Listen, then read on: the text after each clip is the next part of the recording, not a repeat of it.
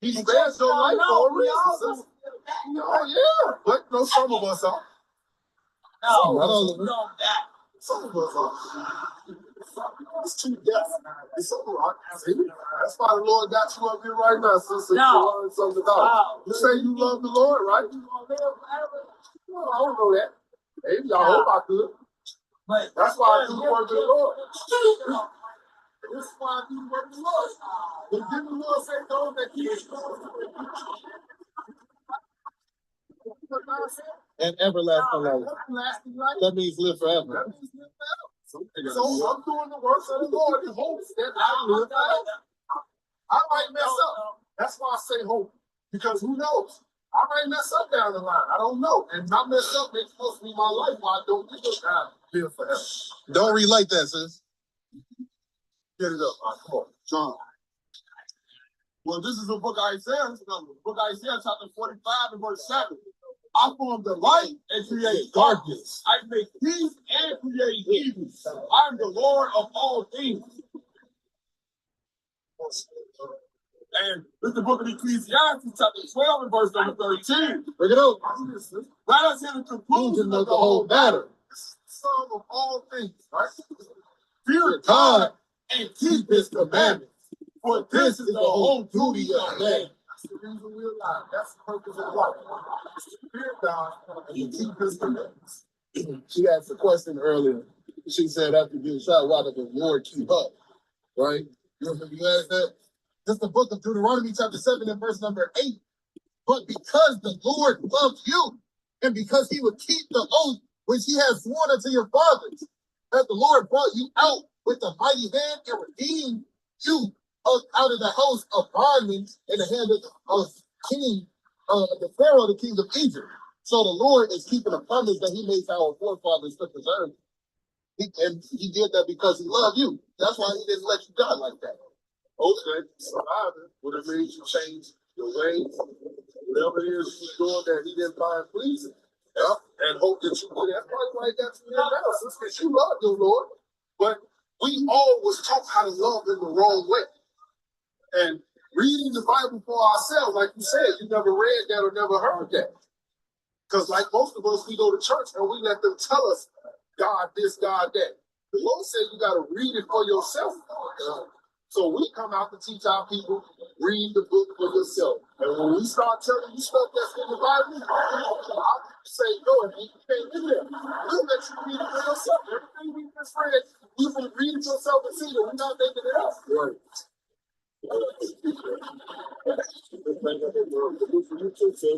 The book of Luke, chapter 19, that's verse 1. And if any man asks you, why did he lose him? Thus shall you say unto him, because the Lord hath need of him. The Lord got need of you, so that's why he needs you. The stuff that went to sister could be a testimony for our other sisters. There's younger sisters that need your testimony. That need what you went through, what you have been through. They still now going through it. They show them how to do it.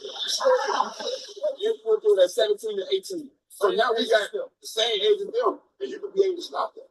So the Lord got need of you. That's why he didn't take it. It's up to you now to use that just now and be able to get this thing and get the understanding. But the Lord got need of you, so you got a testimony that you can give to other sisters coming up. Rocket through your house! Rocket through your house! Rocket through your house! Rocket through your house! Rocket through your house! Rocket through your house! Rocket through your house! Rocket through your house!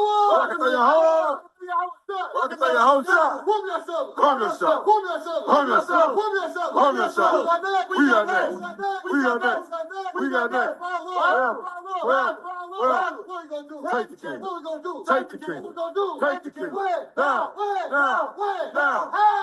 Super my shot, y'all. Watch super my shot, y'all. Watch super my shot, y'all.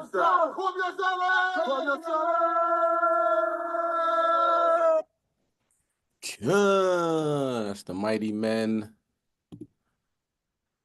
of HOI Chicago. Man, them brothers be putting in work. There's brick out there in Chicago. No excuses, no retreat, no surrender. Shout out to HOI Chicago.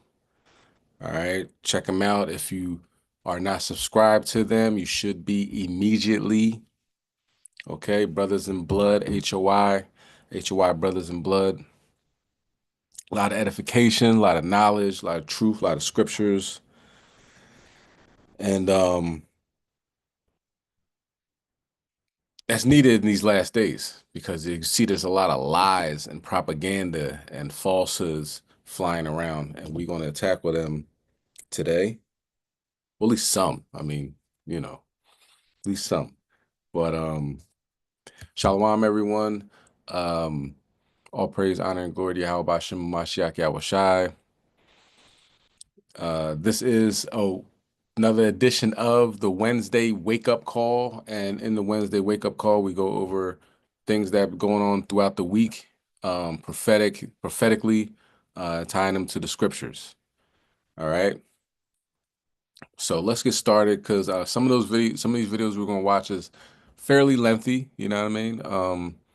But it's for edification purposes, and we're gonna figure out what's going on in these last days. What is our El Presidente up to? Is it a trade war with Colombia? Who put that on their bingo card? Trade war with Colombia. Last time I checked, I believe they worked that out. But Colombia is like, we're going to the bricks. You know what I'm saying? You ain't gonna be able to just push us around like that. And a lot of companies, a lot of people are doing that as well. Um, Going over to the BRICS, which is Brazil, Russia, India, China, South Africa. And those were the original founding members of the BRICS. But now everybody's jumping in. Everybody's like, I'm gonna get away from America, hegemony, this oligarchy that's going on in America, imperialism. They're getting away from that and going to something a little bit more sustainable, currencies backed by something tangible like gold and so forth and so on. And America's just sitting there looking like, what about us? Well, there's a lot of stuff, a lot of things, prophetic things written about America in the scriptures, and we can go over that. America has a date with several nuclear missiles, turning this place into a lake of fire. Okay, nothing anybody can do about it. It's prophecy. It's going to happen when, what it looks like soon. So let's just uh, end all that. Anybody available to read tonight?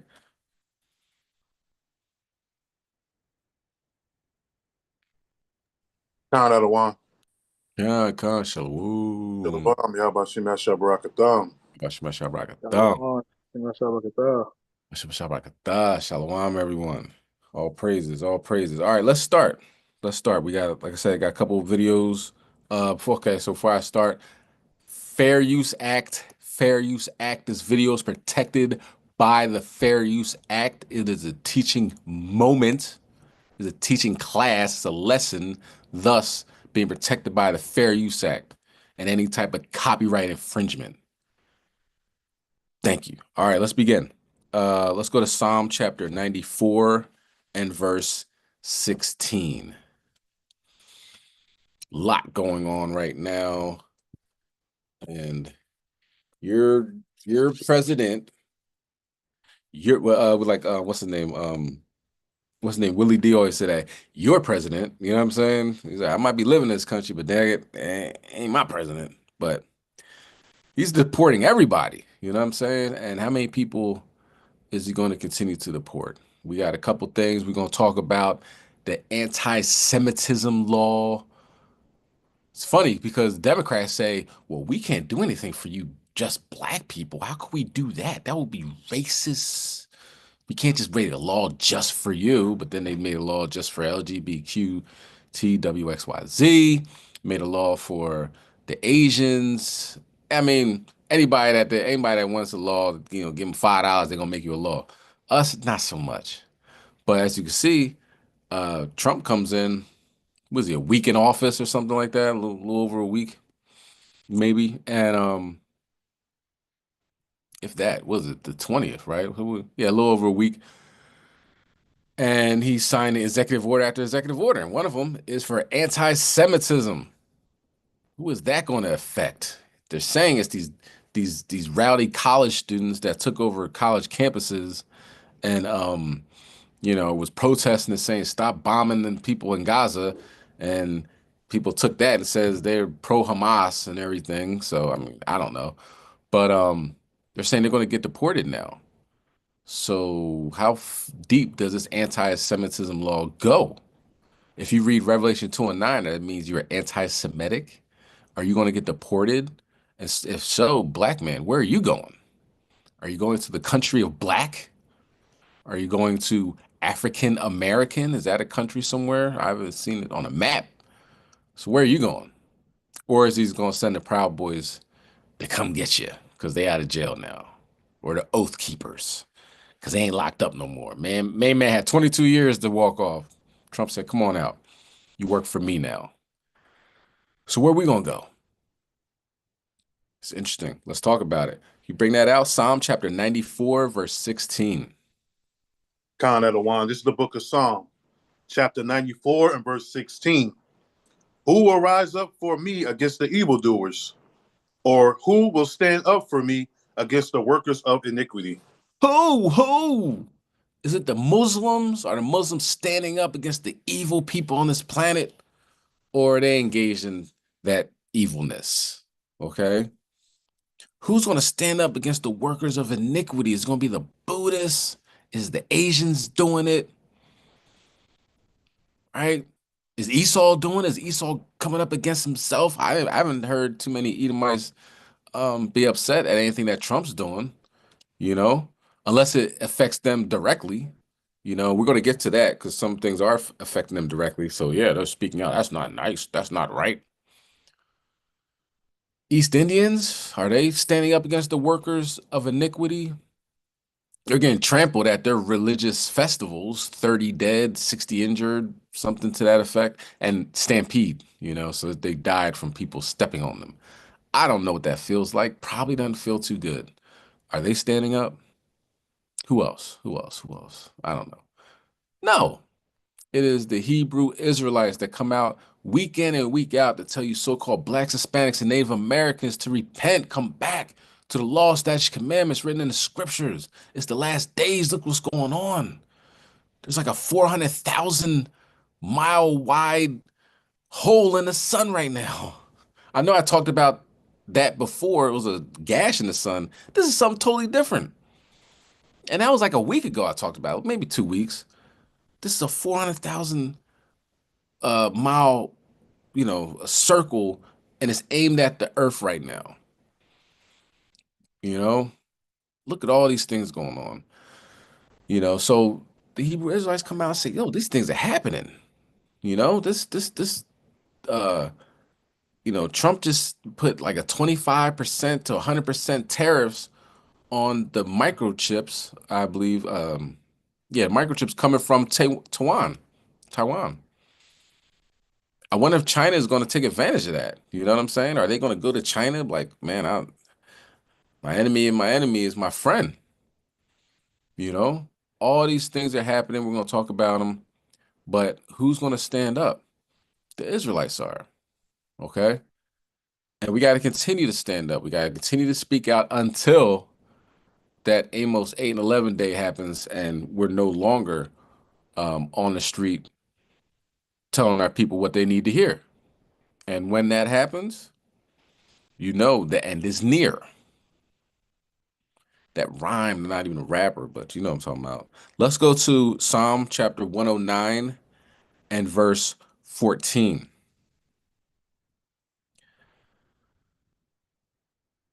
So we got to talk about, let me get everything organized. We're going to talk about Donald J. Trump. This guy's unbelievable. I mean, but who's surprised? But he just cut everything. Like, yeah, I don't need this. We want food stamps. Nah, you ain't got that no more. Medicare. Nah, you don't need that neither. You know what I mean? All federal programs. He said we're gonna freeze on it. he had to renege because the judge was like, you can't do that. You know what I'm saying? Even though you're the president, this thing has been going on long before you. Congress already allocated these finances, so you can't do that. You know what I mean? He's like, yeah, I can't do that yet. All right, so let's bring that out. Psalm chapter 109, verse 14. Con, this is the book of Psalms, chapter 109 and verse 14. Let the iniquity of his fathers be remembered with the Lord, and let not the sin of his mother be blotted out. That's the Most High. Don't forget that these people have a long line, a lineage of evil. Like his dad was a slumlord. You know, his mom, she fell down the steps, but she was like she seemed like she was out there. You know what I'm saying? I'm not gonna say I seen her out there, but she seemed like she, gets around.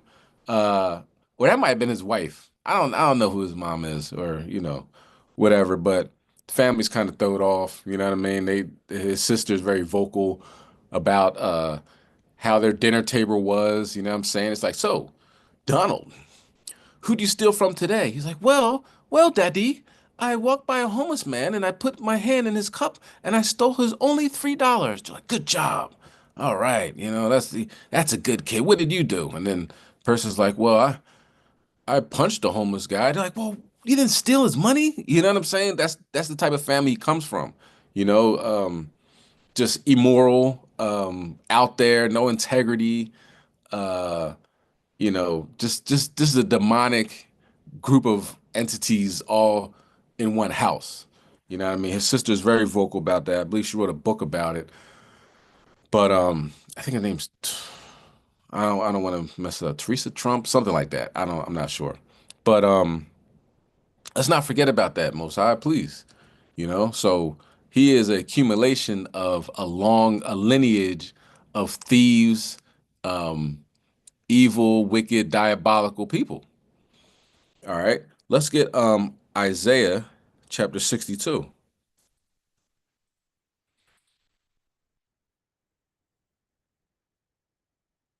Give me 1 second. The world's first artificial womb facility, Etolife, could incubate up to 30,000 babies a year.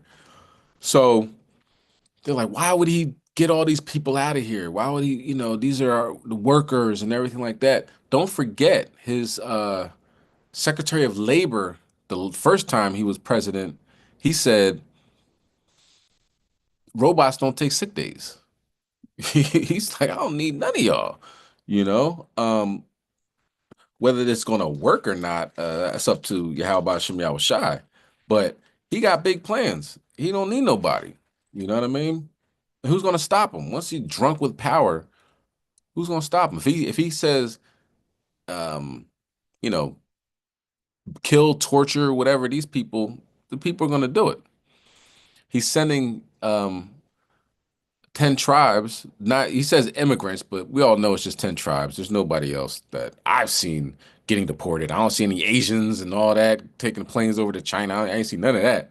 I just see them going to Colombia and places of that nature. Guantanamo Bay, 30,000 beds. He needs 30,000 beds open Guantanamo Bay, which has a history of torture. There's it's an off-site, so it's not in America. It's in Cuba. So they pretty much like, hey, we can do whatever we want. So that's the type of person we're dealing with. So what we gotta do? Go to Yahweh Shem Yahweh Shai. Isaiah 62, let's start verse 6. Con, this is the book of Isaiah, chapter 62 and verse 6. I have set watchmen upon thy walls, O Jerusalem, which shall never hold their peace day nor night. Yea, that make mention of the Lord, keep not silence. So we have to play the role of a watchman. And this is what pretty much Wednesday wake up call is. It's like, please listen, pay attention to what's going on. This is in normal days. This isn't a normal week that just went by. You're going to see what the videos, you're going to see what the information put out. It's not a normal week, So we're not supposed to keep silent. Okay. And this is what we're doing. Also, go ahead, verse 7. Verse 7. And give him no rest till he establish and till he make Jerusalem a praise in the earth. So we give the Most High no rest. Okay, it's constant. Okay, listen, Yahweh Shema Shai redeem us. Yahweh Shema Shai destroy our enemies. It's constant prayers, constant pray without ceasing. Okay, so everybody has to play their role because everybody should be doing this. Okay, so when you see these things that are happening within like the first week, we're not even out of January with this guy, you should be like, yeah, it's time to pray to God. You know what I mean? Like I was waiting for a sign. Hopefully this will wake you up. This is a sign that you should be praying without ceasing to the Most High God to destroy our enemies and lift us up. Okay? Get us out of this captivity and um and hopefully this time will be shortened for the elect's sake. Are you the elect? I don't know. But if you're not, still pray. Nobody knows who's who, okay? Let's go back to Psalm 109 and verse 15.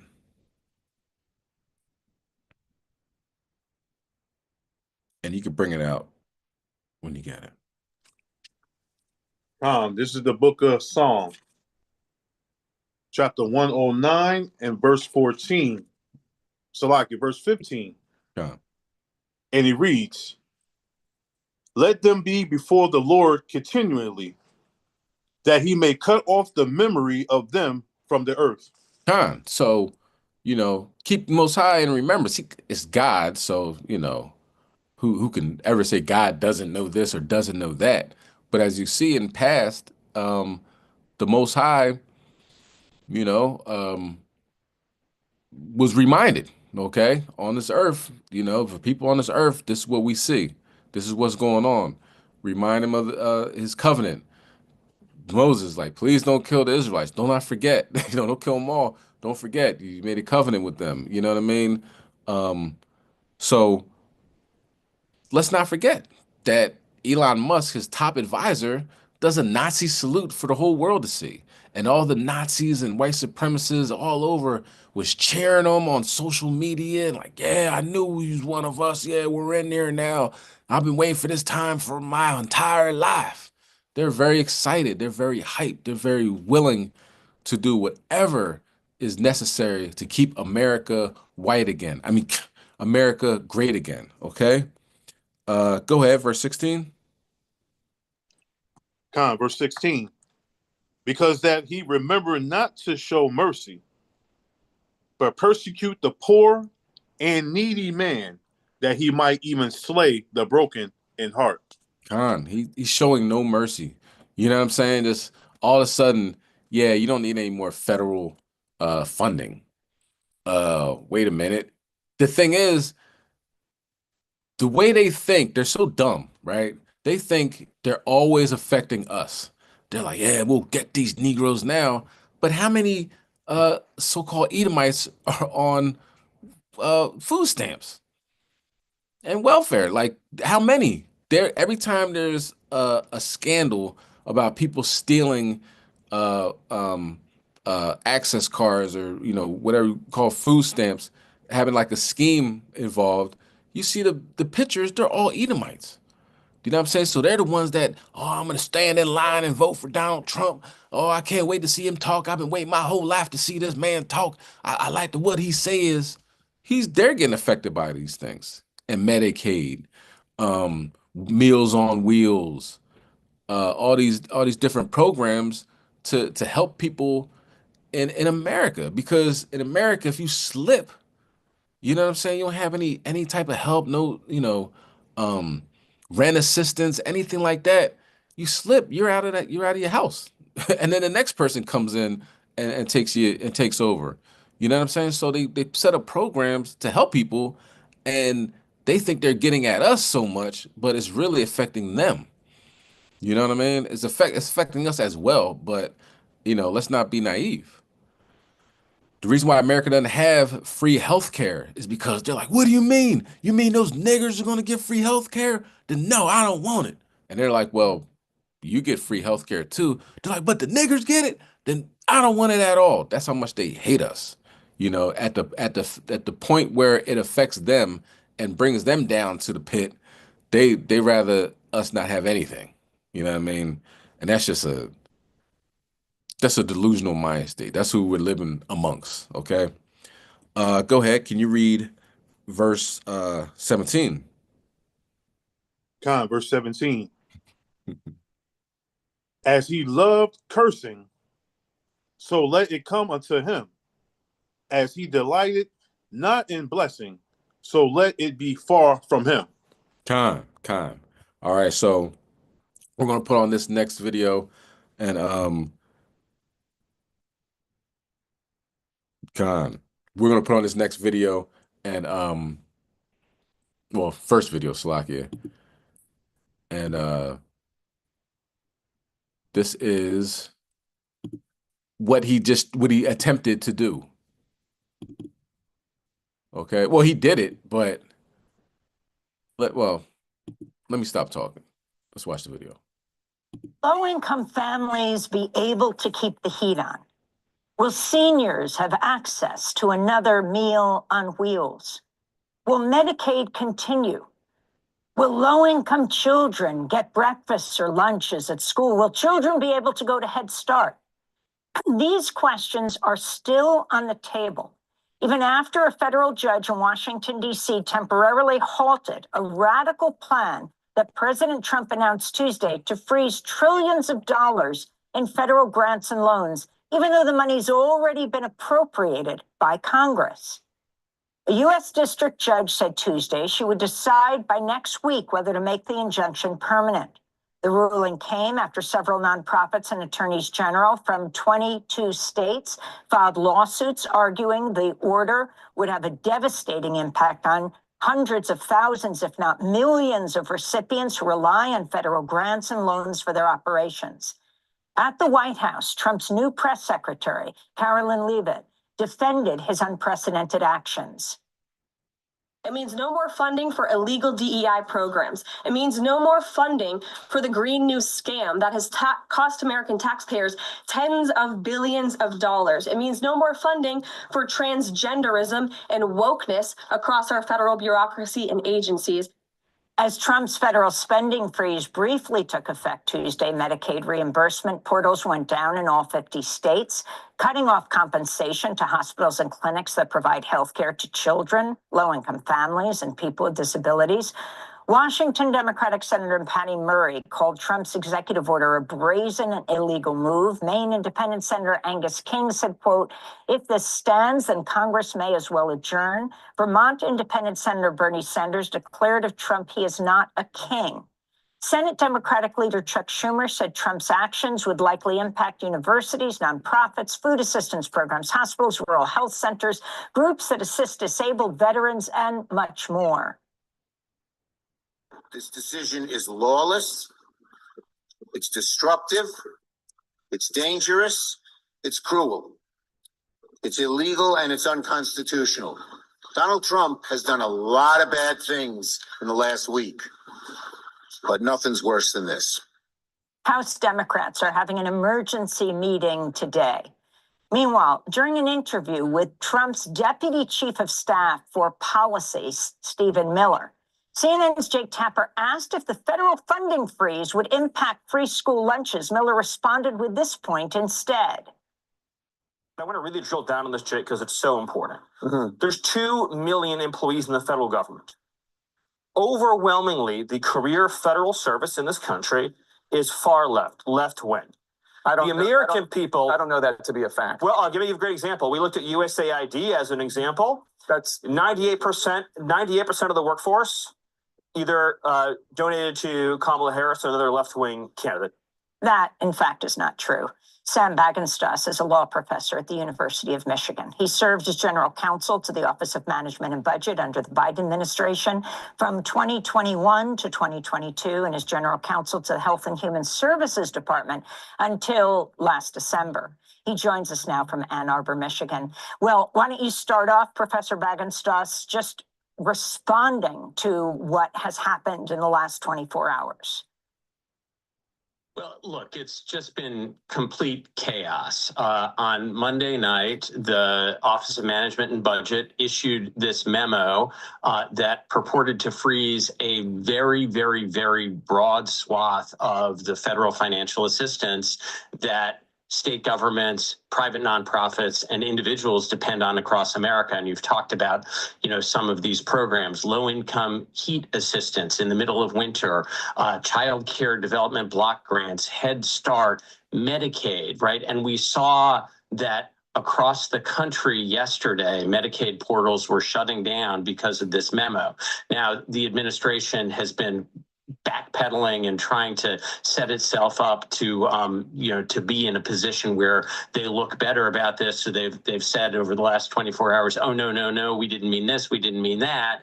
But we still have an incredible amount of uncertainty about whether people can get the benefits that they rely on, and whether nonprofits that serve the community are going to be able to actually pay their bills, because they're not going to get the money that they've been counting on. And this is money that Congress appropriated. Congress passed a law, the president signed it, and now Donald Trump says, look, I don't necessarily agree with the law, so I don't want to follow it. That is just completely illegal and with really devastating potential consequences for people. But isn't this also Trump basically trying to test what the courts, or the federal courts, will allow him to do, and as he tries to grab more and more executive power?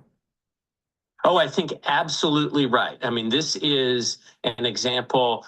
President Trump, his new nominee for the Office of Management and Budget, Russ Vought, who is the brains behind this kind of thing, even if he's not in office yet, what they want to do is challenge all of the limitations that have been placed on the president's power since the Nixon administration, since after Watergate. And in particular, they want to challenge the constitutionality of this law, the Impoundment Control Act, which is a law that just sets forth a basic constitutional principle, which is Congress, which represents the people, passes laws that decide how to spend the money. And, if the president disagrees, the president can veto the law. But once a law is enacted, the president has to follow it. President Nixon tried to violate that principle. And so Congress, after Watergate, passed this law to say, no. It's the people's house. It is Congress that has the power of the purse. And for years now, Trump and Russ Vought have been trying to challenge the Impoundment Control Act. They want to get a constitutional challenge to this law into the Supreme Court. They think with a very conservative court that has delivered Donald Trump some signature wins and that likes executive power when Republicans are president, they think they have a good chance of winning. I think they may be a bit overconfident, but, I certainly understand the record that Donald Trump has had and Republican presidents have had with this court. And could you specify a little bit more what the Impoundment Control Act, what are its provisions in there, like a 45-day period during which Congress can act?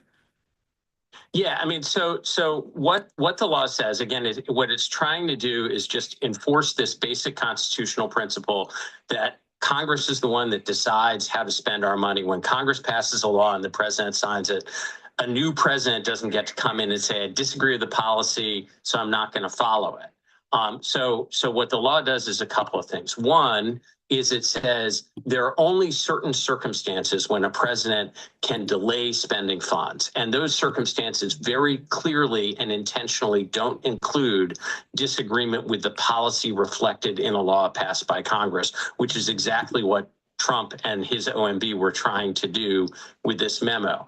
It said, however, if you think, President, that there is some improper decision made by Congress about how to spend money, we have a process for you, which is write out very clearly what are the specific expenditures that you think are improper, that shouldn't be followed as a matter of policy. Explain why, send that to Congress, and you can have 45 days while Congress is considering that.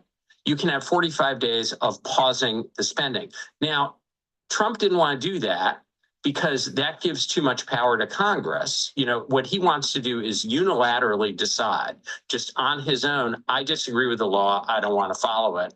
But the process created in the Impoundment Control Act respects the ability of the president to come in and say, look, I want to make my case that we should be spending our money differently, but it also ultimately respects the power of Congress elected by people around the country to decide how to spend our money and to pass our laws. And if that law is challenged successfully, then one more of the restraints on executive power that we have tried to build up to challenge this imperial presidency will fall away.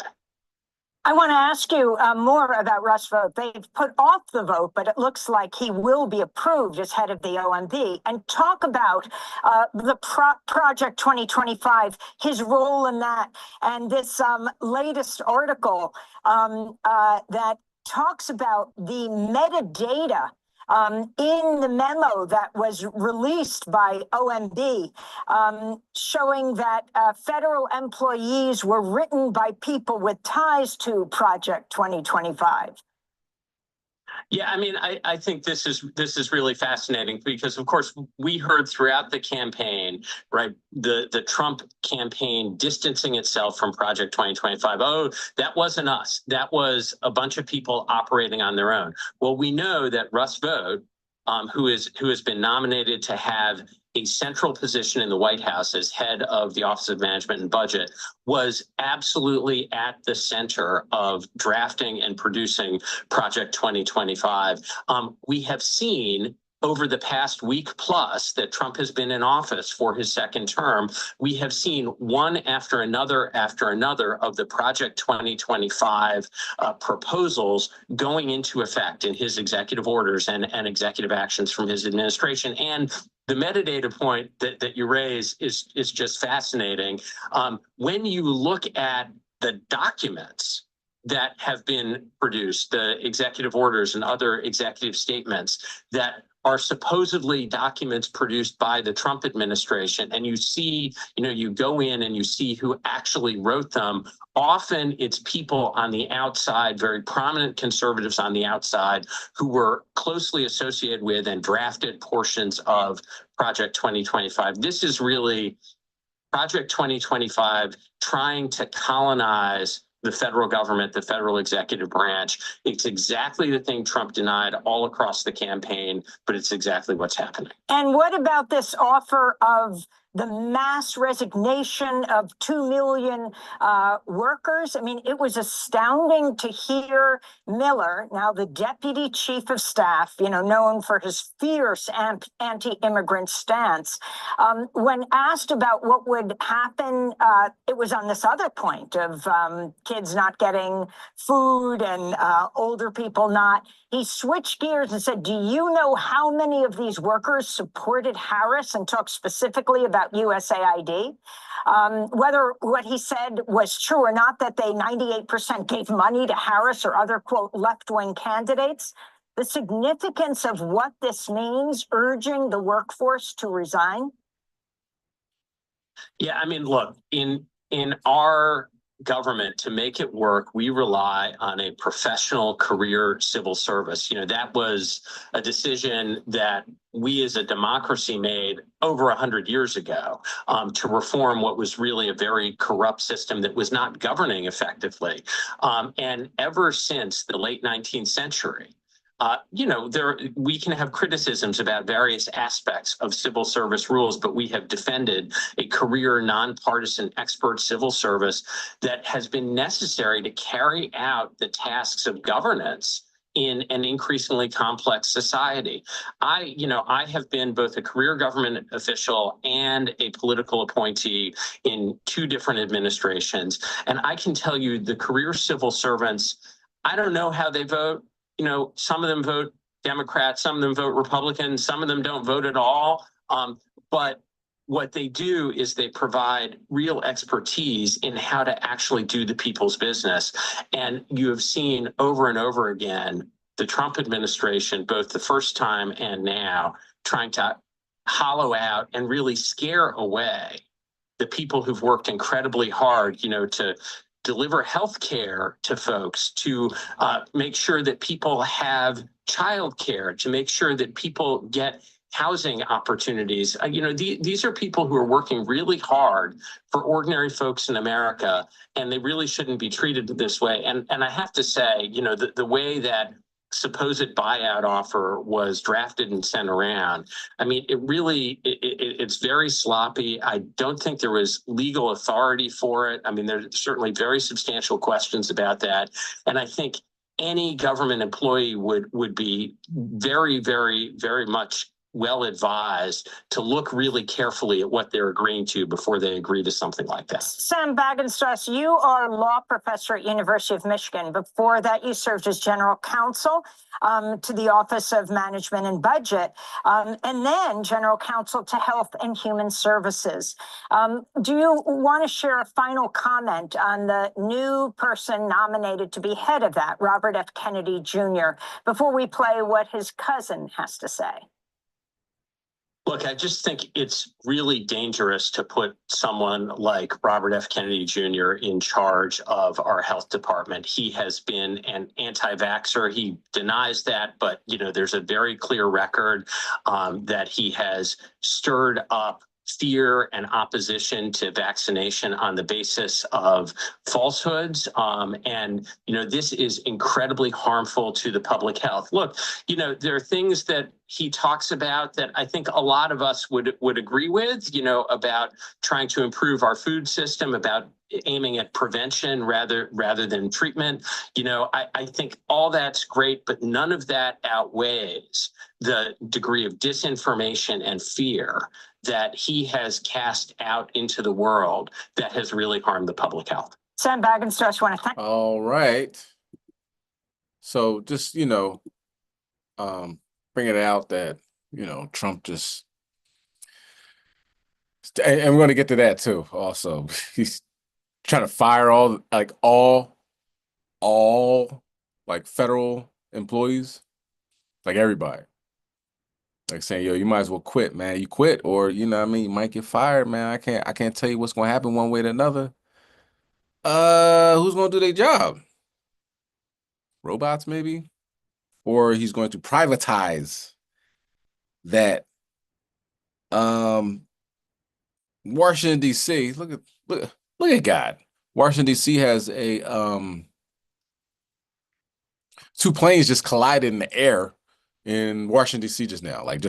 So, was one of them drones? Apparently, we're going to get to that as well. The FDA, Trump's press secretary said, I just talked to Trump. He said, the FDA said that was them. They allowed all that to happen in those drones. That's fine. They weren't enemies, FDA allowed that to happen. So why did the FDA close off the airspace for like a month if they allowed those drones to do whatever they wanted to do? Well, put it like this. Somebody right now,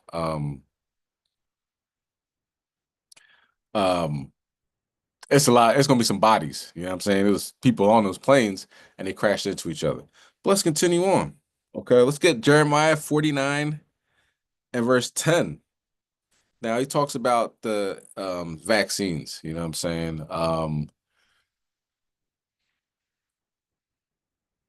They pushed them on people. They made them take it, and if you said anything negative about them, they'll pull the video and give you a strike. Social media people were all in cahoots. So if everything's so good, you shouldn't have to do that. You know what I'm saying? Like Trader Joe's, for instance. They don't have to advertise because they got good product. Lamborghini, you're never gonna see a Lamborghini commercial. They got good cars. Do you know what I'm saying? So when you're sure about yourself, you really don't have to do things like that.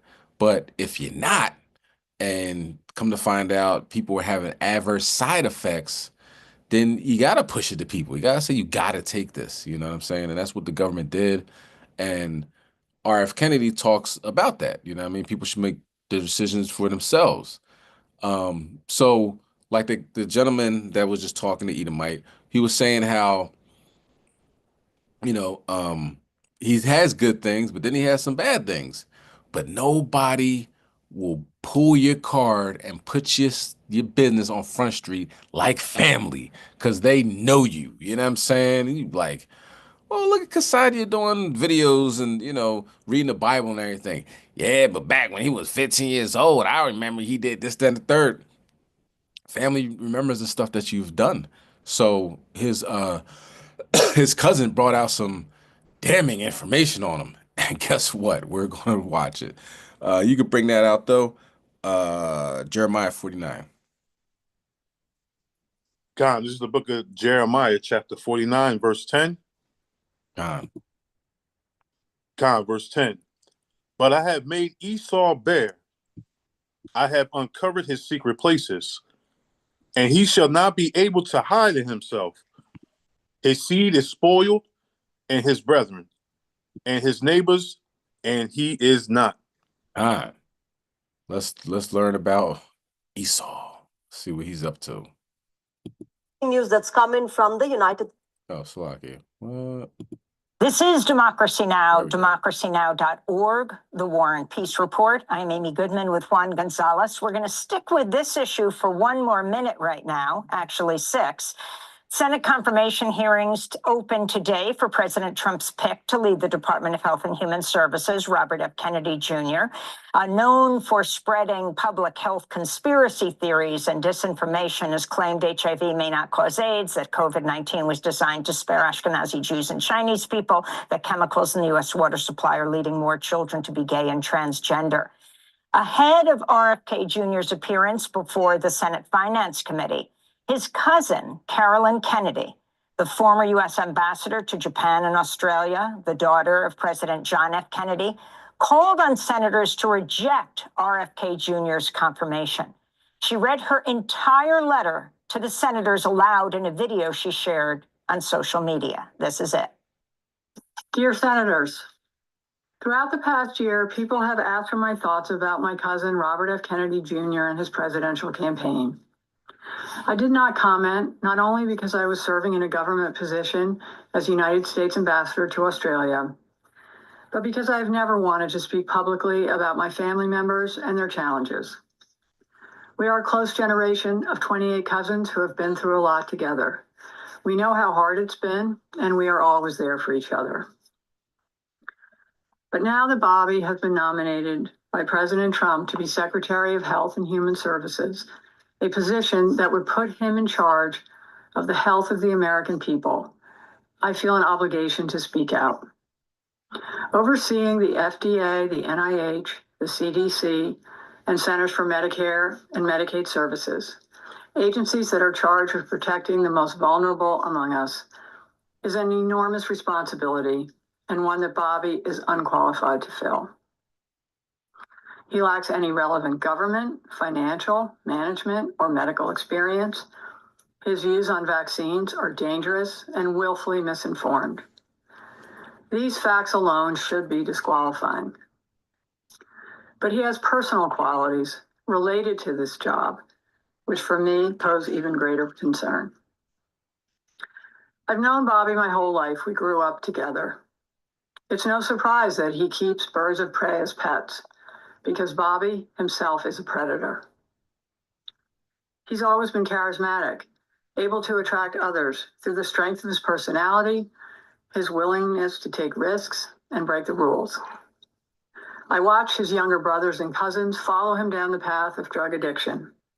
His basement, his garage, his dorm room were always the center of the action, where drugs were available, and he enjoyed showing off how he put baby chickens and mice in a blender to feed to his hawks.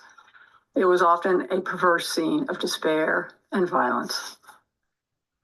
That was a long time ago, and people can change. Through his own strength and the many second chances he was given by people who felt sorry for the boy who lost his father, Bobby was able to pull himself out of illness and disease. I admire the discipline that took and the continuing commitment it requires.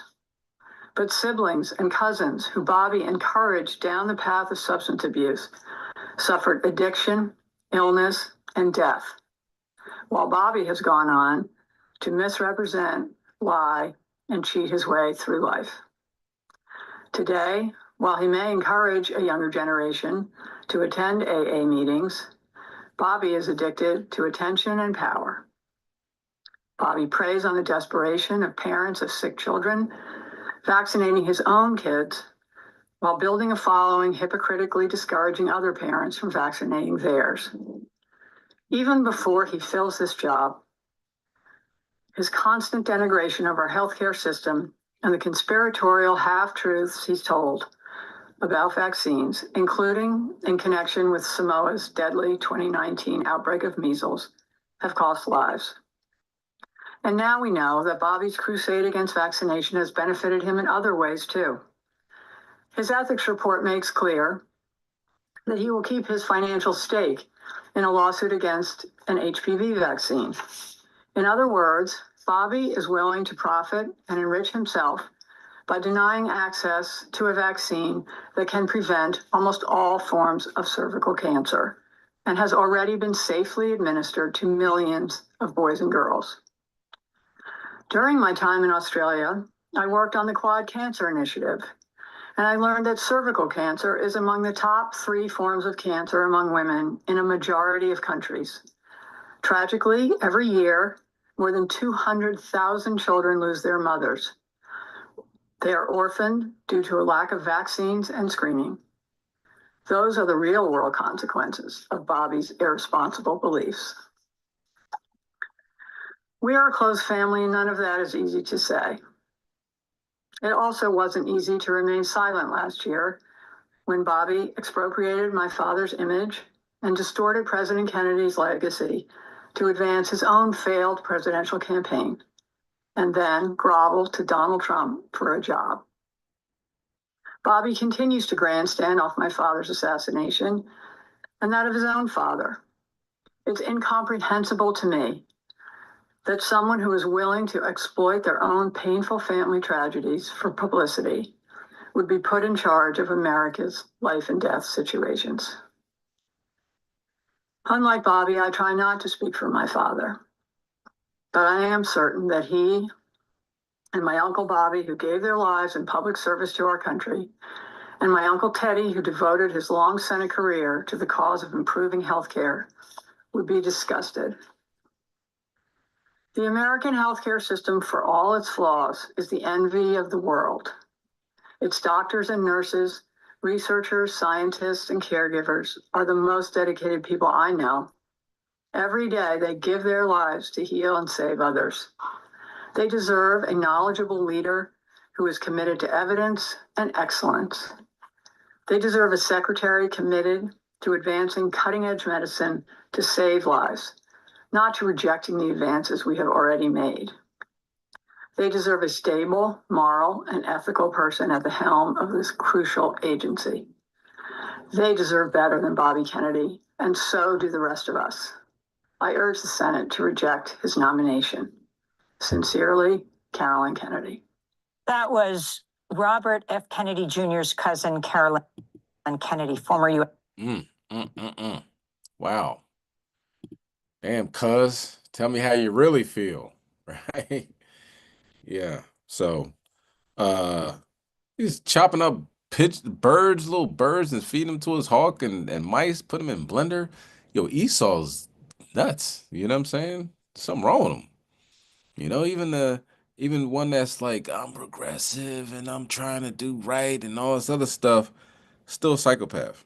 Okay. So apparently a American Airlines jet carrying people crashed into a helicopter. I don't know if it was a helicopter or not. We'll see. You know what I'm saying? They're saying it's a helicopter. EMS confirms it's over the Potomac River in the vicinity near the Reagan National Airport. Yeah, so tragedy. We'll see how that unfolds. But you know, let's continue on. Let's go to Revelation 2 and verse 10. What we talked about earlier, the Trump's anti-Semitic law. It's helping the Jewish people, You know, are you allowed to read Revelation 2 and 9 on the street? Are you allowed to read Revelation 3 and 9? Will they deport you? Black man, black woman, where are you going? No, I don't know. But that's the latest. And we're going to get to that. Let's get Revelation 2, verse 10. Bubba Shah. Khan, this is the book of Revelation, chapter 2 and verse 10. Fear none of those things which thou shalt suffer. Behold, the devil shall cast some of you into prison, that ye may be tried, and ye shall have tribulation 10 days. Be thou faithful unto death, and I will give thee a crown of life. So this is the time period. This is the point in the movie of your life where you want to have a real dialogue with your loved ones. You know what I'm saying? Let them be aware that it's a possibility you might be coming home from work and ICE just cuts you off, drags you out the car, and takes you to a Romanian black site. You know, you're like, well, you're being a little, you know, you're laying it on kind of thick, ain't you? It's better to have the conversation and have people know what the possibilities are than to not have the conversation and everybody's looking for you. And this ain't the time really to be on the independent side of things. You know what I'm saying? When I say independent, of course, you know, yeah, be independent and all that. But I mean independent meaning like I don't need nobody and I'm just gonna, you know, be by myself and this, that, and the third, and you know what I mean? I'm trying to figure out how ICE is knowing where everybody is at all times. So you look back to the National Defense Authorization Act, where they can track your phone, whether in wartime or peacetime. It was Barack Obama signed that in the office. I mean, signed that into law at like December 31st, 11:59 p.m. Everybody's, oh, Happy New Year. And he's signing in a crazy law saying that the government could do pretty much anything they want. So let's not be naive. You know, you got your cell phone, they know where you're at. And if you don't have your cell phone, they can track you through the cameras, wherever city, town you're at, you know what I mean? The traffic cameras, whatever. They have access to that. You've seen that in Eagle Eye. And sometimes they have movies where they just tell you what they're doing. You know what I mean? We can do this. And we could be able to do this, you know, for years. So you can imagine what we could do now. As far as like drones goes, they had a test run of a plane, which, you know, could obviously, you know, can be unmanned, that is just constantly taking pictures over a portion of the city. And that just shows where you're at all times, where everybody is at all times. They can easily go back in time with the pictures and see where you came from, where you're going. So I just say that to say they know where you're at. Okay. So it's a good, you know, sit down and have a conversation with your loved ones. Is it time to be fearful? No. Most High didn't give us the spirit of fear. These things are going to happen. We just read that in Revelation 10. You're going to get thrown in jail. It's a possibility you're going to get thrown in jail. It's a possibility you're going to be a pilgrim on the land. Okay? Just be aware and let your loved ones know so they are also aware. Okay? Let's get Isaiah 19 and verse 17. And we're going to watch this video and we'll get back with Isaiah.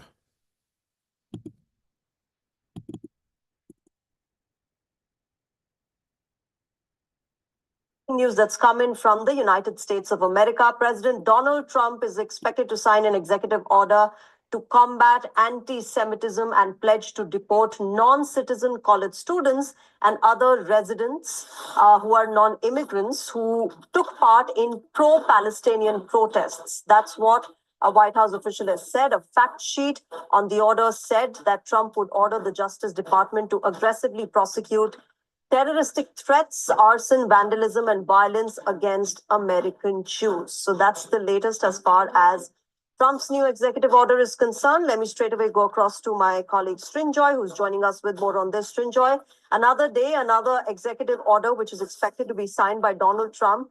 But this order pertains to the kind of divisions that we saw in American colleges and universities as far as the Israel-Hamas war is concerned. And now the US government cracking down on students who had extensively put out their support for Hamas. Yeah, first of all, there will be surely some kind of legal protest about this order when it does come, because the issue of freedom of speech and expression would come up. So it will be important to see what the judges say if this issue comes to court. That's really what. Secondly, you would see a far more active Donald Trump compared to his tenure last time. Here, as you rightly say, it's an executive order a day.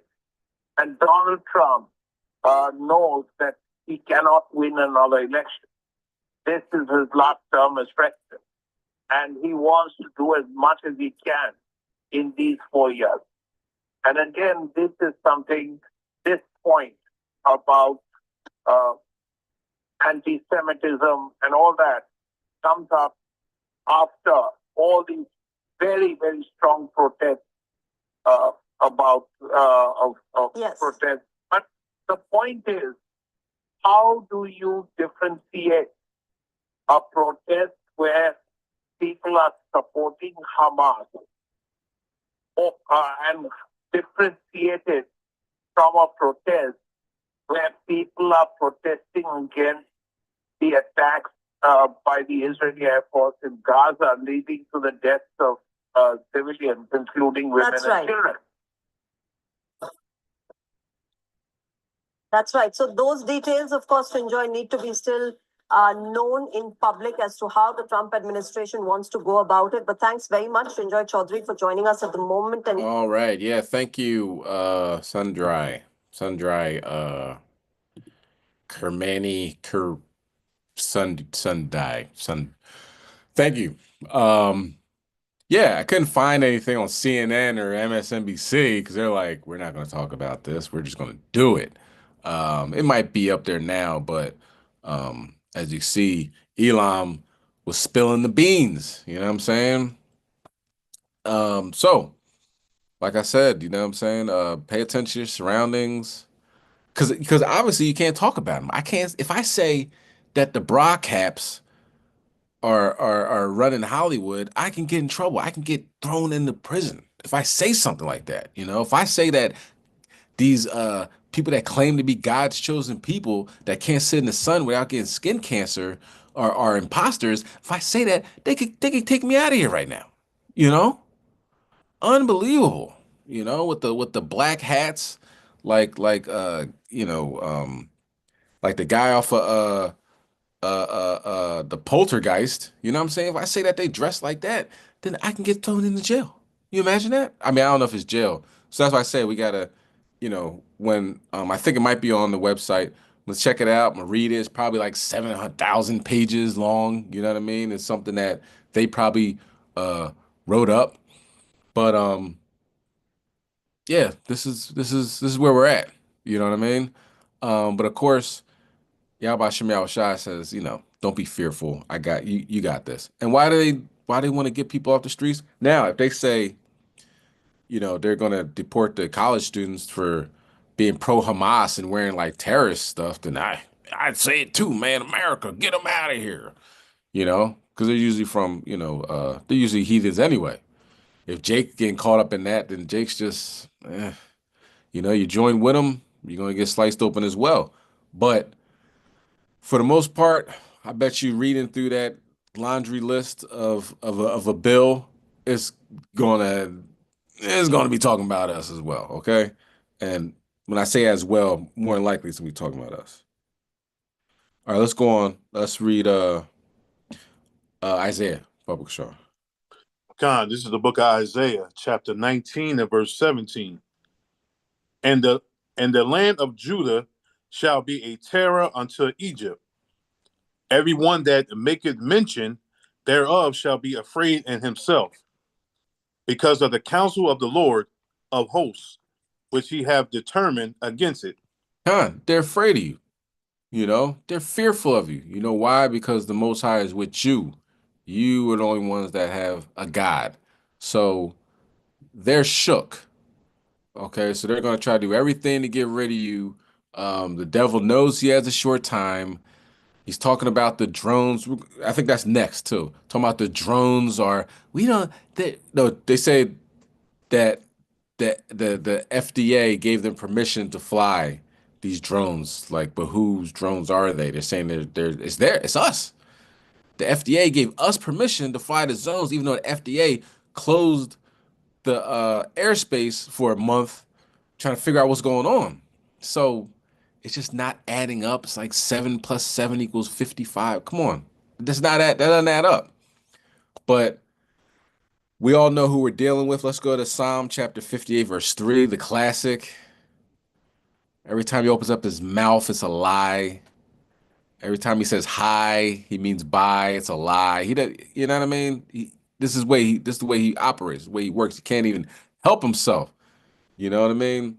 But that should let you know that this fabricated nonsense, when he's saying that these are ours, even though we didn't know what we had. You know what I'm saying? It just lets you know that's much more, is worse than they can ever imagine. And you already know what it is. Okay? But let's bring that out in Psalm, King. John, this is the book of Psalms, chapter 58 and verse 3. The wicked are estranged from the womb. They go astray as soon as they be born, speaking lies. Speaking lies. Every time he opens his mouth, it's a lie. Never, no truth in the Edomites. All right, let's play this video. And before I turn to questions, I do have news directly from the President of the United States that was just shared with me in the Oval Office from President Trump directly, an update on the New Jersey drones. After research and study, the drones that were flying over New Jersey in large numbers were authorized to be flown by the FAA for research and various other reasons. Many of these drones were also hobbyists, recreational, and private individuals that enjoy flying drones. In time, you know, when you lie and you just can't even keep it together, like listen, it doesn't have a heat signature. There's no frequencies coming off it. They couldn't follow it. It changed the times in people's cars. It changed the time. It's 5 o'clock now, 6 o'clock. Wait, it's gone. It's back to 5 o'clock. What? It turned from being a glowing orb to a drone in front of people's faces. Every time anybody got close to it, it went dark. Come on, man. And now planes are falling out the sky in DC. I don't think these drones liked it that you tried to lie. You know what I'm saying? That's what I think. I think they say it's a helicopter that ran into the plane. I don't know. When I looked at the video, looked like a daggone drone to me, or look like you couldn't tell what it was. It's kind of far. But if that's the case, then they got to pull that helicopter from out of the river as well. You know what I'm saying? And what the heck is that helicopter doing there? If the helicopter didn't see the plane coming, if you looked at the video, it looks like intentional. So we shall see, we shall see. Let's continue on with this. Got worse due to curiosity. This was not the enemy. A statement from the President of the United States to start this briefing with some news. And with that, I will turn it over to questions. And we will begin with our new media members, Mike Allen from Axios, Matt Boyle from Breitbart. Mike, why don't you go ahead? Thank you very much. Caroline, does the president see anything fishy about DeepSeek, either its origins or its cost? And could China's ability to make these models quicker, cheaper, affect our thinking about expanding generation data centers, chip manufacturing? Sure. The president was asked about DeepSeek last night on Air Force One when he gaggled for, I think, the third or fourth time throughout the weekend with members of the traveling press corps. The president said that he believes that this is a wake-up call to the American AI industry. The last administration sat on their hands and allowed China to rapidly develop this AI program. And so President Trump believes in restoring American AI dominance. And that's why he took very strong executive action this past week to sign executive orders to roll back some of the onerous regulations on the AI industry. And President Trump has also proudly appointed the first AI and crypto czar at this White House, David Sachs, whom I spoke with yesterday, very knowledgeable on this subject, and his team is here working every single day to ensure. Okay, a little off topic. You know, might want to look into crypto. If you haven't, might want to look into it. Got a crypto czar now, and that great reset looks like it's coming to play. You know what I mean? I'm not giving financial advice, but I advise you just to look into it. All right. A lot of companies or banks looking into XRP. They're saying that they might have a Bitcoin reserve to offset the debt, but then they're saying they have a crypto, not just Bitcoin, but other cryptos to offset the debt of the 35, 34, 38 trillion dollars or whatever like that. So just want to put that out there. Anyway, apparently it was a Black Hawk Down. It was a Black Hawk Down. So that Black Hawk ran into American Airlines. Is that not symbolic? A Black Hawk helicopter runs into American Airlines, and now they're both floating in the river somewhere. And what was it, like yesterday or 2 days ago? F-35 fell out the sky in Alaska. $81 million plane fell out the sky, blew up. So I'm not saying that's doesn't happen on a normal basis, but it's a tad bit coincidental, if you know what I'm saying. Let's go to Ecclesiastes chapter 4 and verse 1. Looks like America is falling and becoming, it's already the habitation of devils, but this place, Babylon, is collapsing. Okay, let's bring that out, King. This is the book of Ecclesiastes, chapter 4 and verse 1. So I returned and considered all the oppressions that are done under the sun, and behold, the tears of such as were oppressed, and they had no comforter. And on the side of their oppressors, there was power, but they had no comforter. So right now they are saying, like I was bringing up earlier, Trump is saying, all federal employees, you can quit. We don't need you anymore. I'll pay you till September, but you can go. And if you don't leave, I might fire you. I ain't gonna say I am. I ain't gonna say I ain't. But I might pay you till September. So it's kind of like, if you fire him, you get what? Unemployment. And you can keep going with unemployment. But if you quit, I'll pay you till September. I ain't quitting. What? Kidding me? You know what I'm saying? I'll get this unemployment. What you talking about? Okay. But of course it'll be on record that you got fired or laid off or whatever like that. I mean, he is a evil man. Like people got jobs because they like to live in houses and take care of children and, stuff like that. He's telling the whole federal government you can quit. Y'all don't believe me though. Watch this. Watch this right here.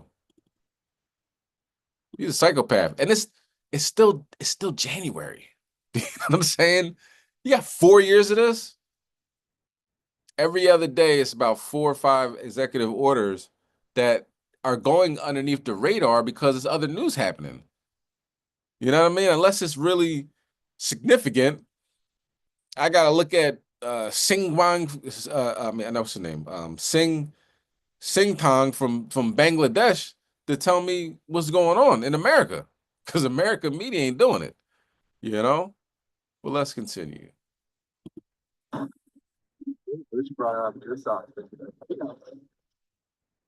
These buyouts, you've been describing it as this effort to get folks to return to work. The union that represents federal workers, though, says this isn't a voluntary buyout. They say this is a purge of people that don't agree with the president. What's your response? That's absolutely false. This is a suggestion to federal workers that they have to return to work.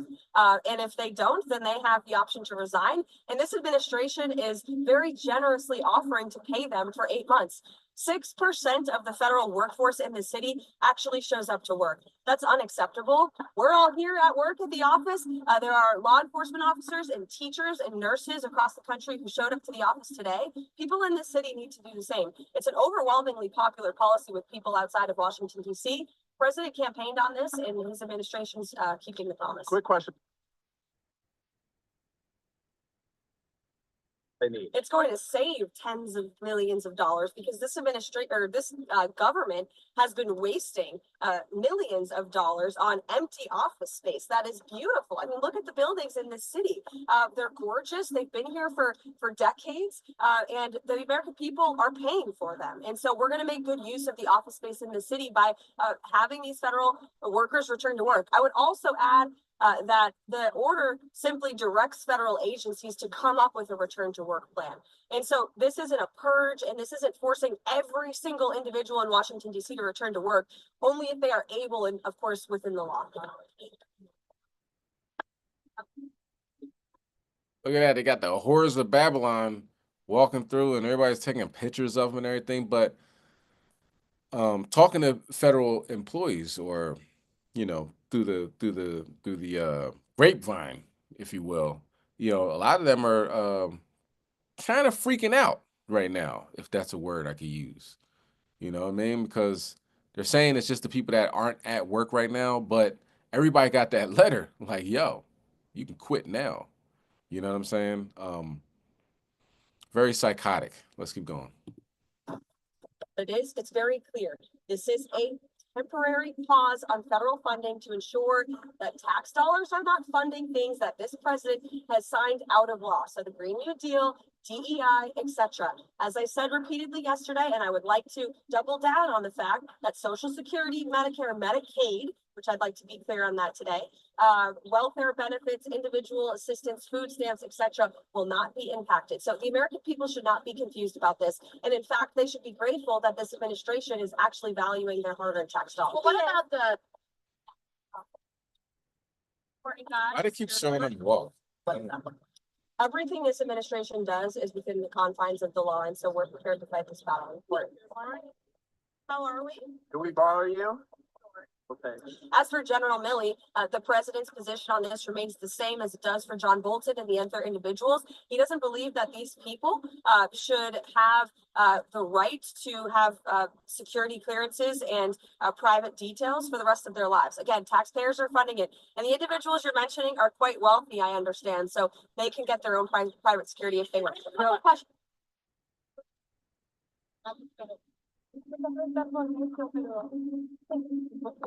So anybody that he doesn't like, he took away their security detail, like Fauci, Bolton, Milley, and security clearances. So it gives you like Kim Jong-un vibes, maybe kind of on the Putin side of things, because he really said,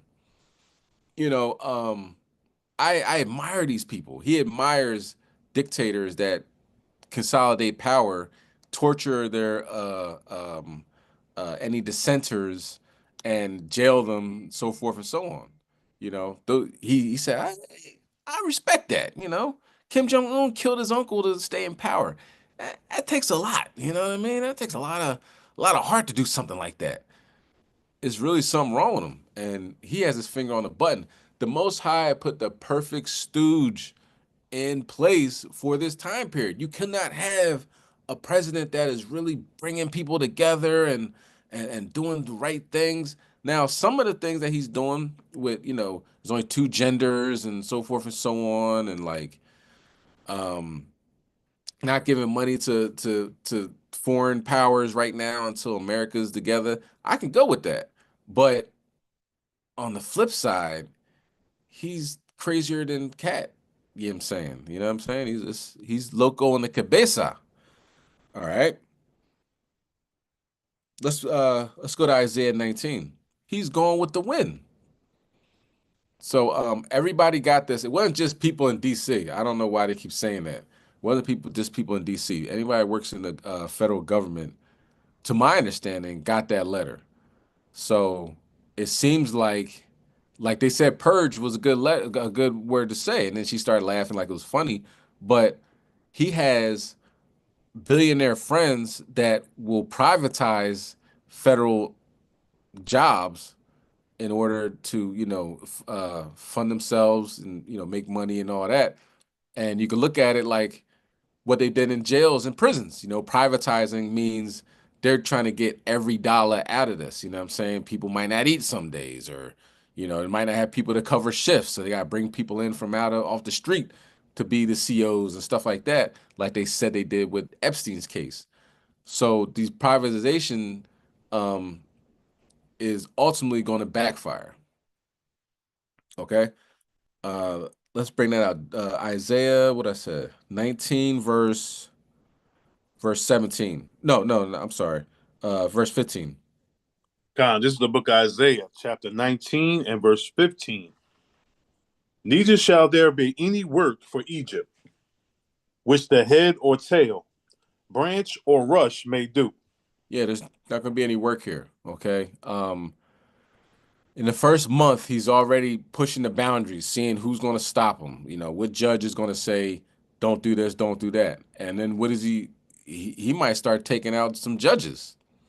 It's really no limit to what this maniac is going to do. You know what I'm saying? And, once he gets what he wants, you're going to see robots walking around being the cops and the firefighters and stuff like that. You know what I mean? And Andrew Lang, I think his name was, I'm not sure, but he ran for president at one point, and he actually was going on that mind state on the campaign trail. Like, y'all people think your jobs is secure. They're really not. There's a robot out there that can do your job. And there's somebody that is right now developing this robot to take your job. So he was running on a platform of having like a universal income. Everybody gets a certain amount of money so that nobody starves. You know what I'm saying? You can still make money doing other things, but for the most part, this country is going to be run by AI. All right. Can you read verse 16? Verse 16. In that day shall Egypt be like unto women, and it shall be afraid and fear because of the shaking of the hand of the Lord of hosts, which he has shaken over it. And this is God. This is God doing this. You know what I mean? Jacob's trouble, obviously quickly approaching.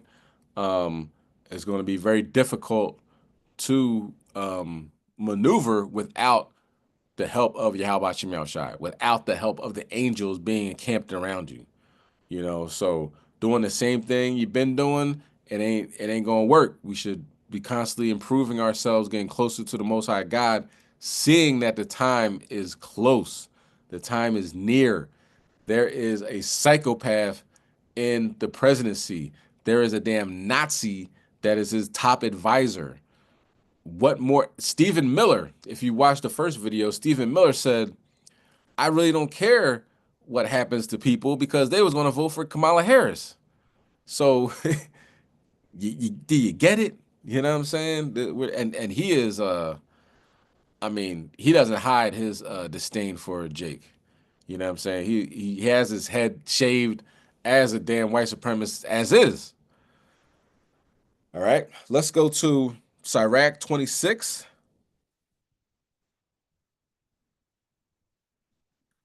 Oh, give me 1 second.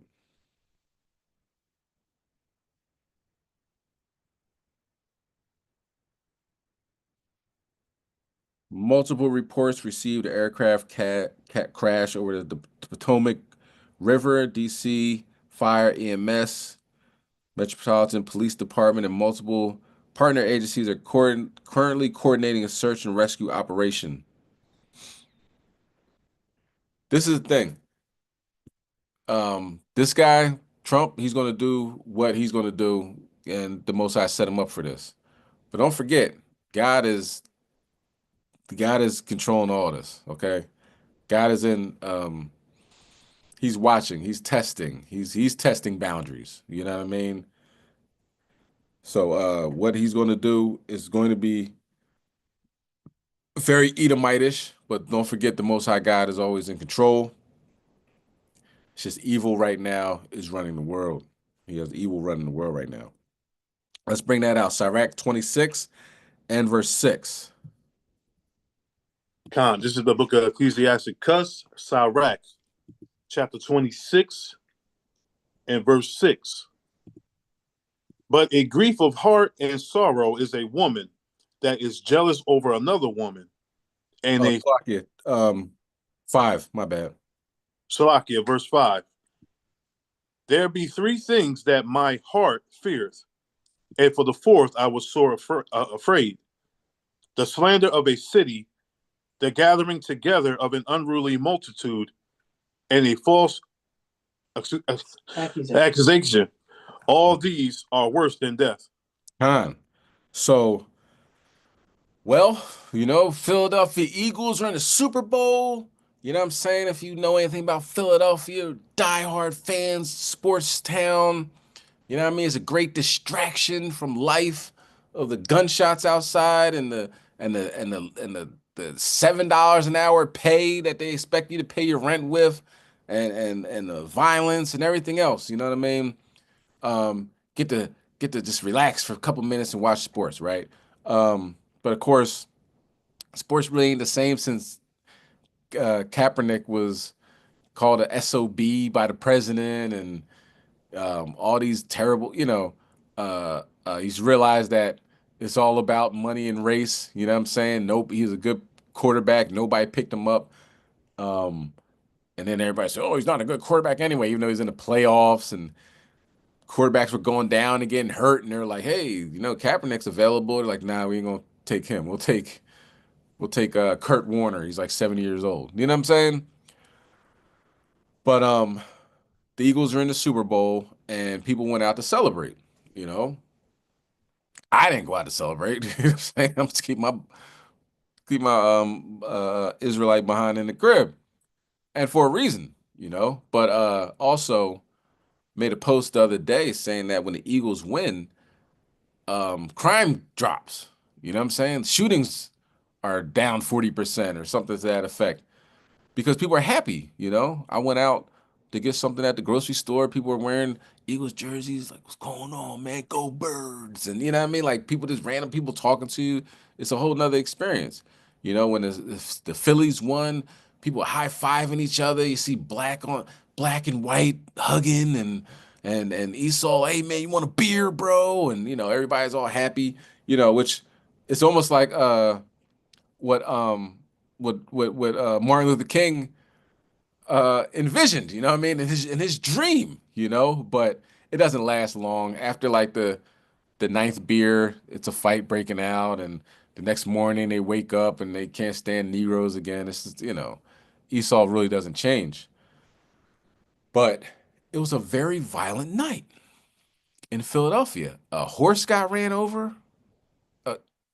Never mind. Let me just play the video. The big story on Action News tonight is the rising excitement for the Birds returning to the Super Bowl. In less than 2 weeks, the Eagles will take the field in New Orleans. Fans were quick to celebrate, but there were a few who police say took it too far. The large crowds were good-spirited Sunday night, but authorities say there are now several critical investigations underway. Philadelphia police tell us 4 officers were assaulted. Several people were injured by a car that drove into a crowd, and a fan was injured after falling off of a light pole.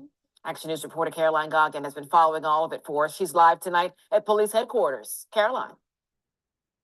Shari, last night there was, of course, the celebrations, but there was also some chaos. Philadelphia police tell us that 31 citations were issued last night. They say 4 of their officers were assaulted, that there were 2 reported shootings and 1 stabbing. And tonight they tell us that 4 people are now facing charges.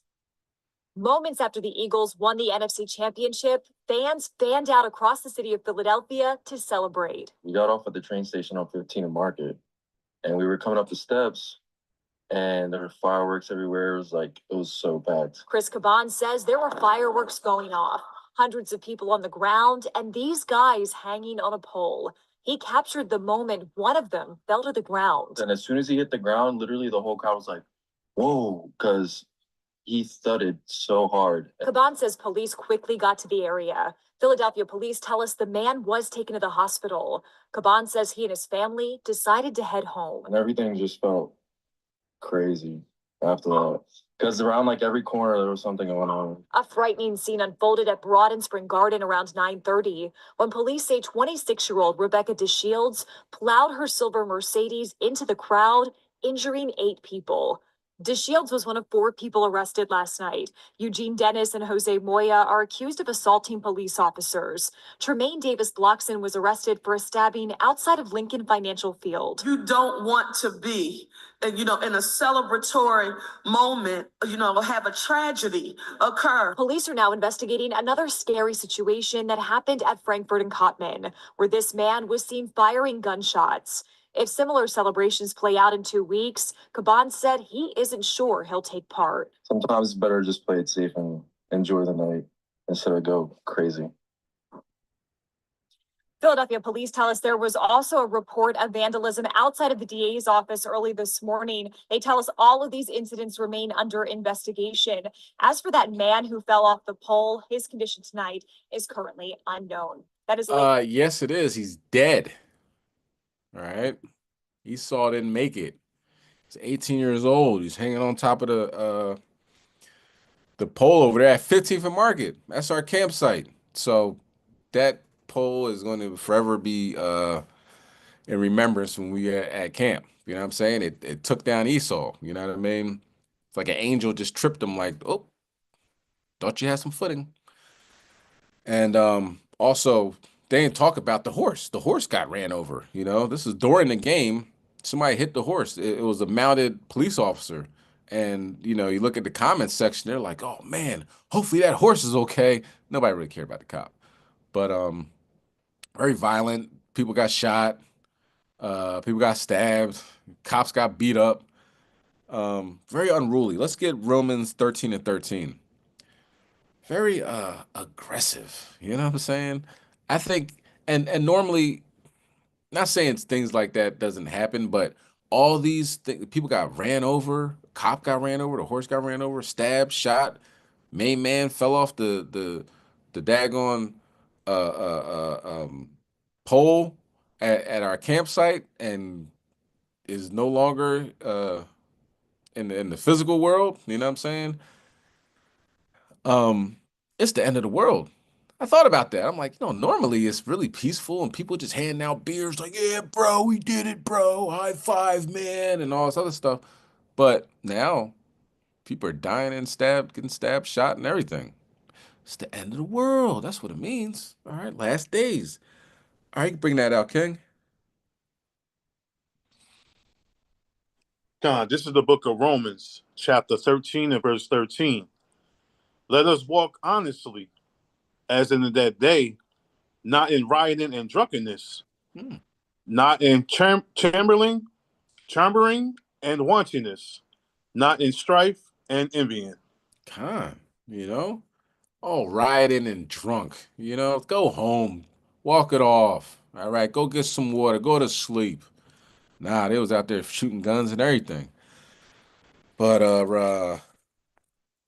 that is the way it is going down in 2025. All right. Got, I think, couple more. This is an interesting, I haven't seen this video. I wanted to watch it with everybody. You know what I'm saying? So this should be interesting. Let's go to Job 22 and verse 5. We talk about Diddy. Did he do it or did he not? We shall see, we shall see. Bring that out, Job 22 and verse 5. Now, this is the book of Job, chapter 22 and verse 5. Is not thy wickedness great, and thy iniquities infinity? Go ahead. But thou hast taken a pledge from thy brother for naught, and stripped thy naked of their clothing. He's talking about the wicked, but amongst our people found wicked men. You know, it ain't always talking about Esau. You could put Jake right in somebody like Diddy right in this category of somebody that his wickedness is great, his sins are infinite, infinity, you know what I mean? Like just unlimited for the most part. You know, he steal from his brother, right? Go ahead.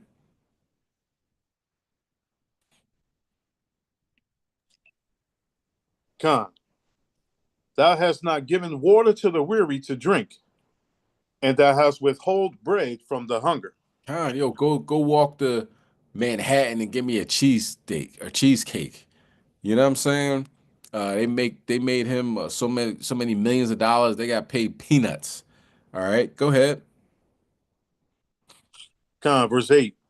But as for the mighty man, he had the earth, and the honorable man dwelled in it. This guy was on top of the world. He got the key to the city. You know, he got the key to the city. I think Mayor Adams gave it to him, and he's riding hanging out the window at Times Square like we run the world. We do this. You know what I mean? I've been around the world, you know what I mean? This guy's on top of the world. He's hanging out with Hillary Clinton and all these politicians and everything. This guy is, you know, Barack Obama, all that. All right, go ahead. Verse 9. Thou hast sent widows away empty, and the arms of the fatherless have been broken. So he's, you know, he doesn't take care of people, you know. They were saying, you know, what about Biggie's mom? You know what I mean? She should be having this and having that. You know what I mean? He treats people that have less, you know, like trash. He's you know, by all accounts, he's a terrible person. Go ahead.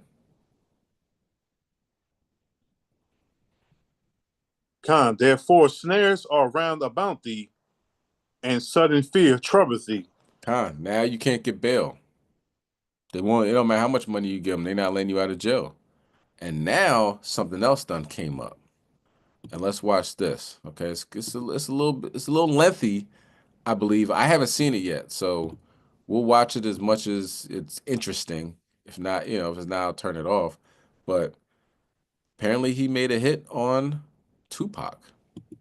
Big developments in the case of Dwayne Keefe D. Davis, the man accused of orchestrating the murder of rap icon Tupac Shakur back in the 1990s. All these years later, the former gang leader is behind bars in Las Vegas and is insisting the case be thrown out. And he is implicating another music legend who's making headlines, Sean Diddy Combs. Welcome to Sidebar, presented by Law and Crime.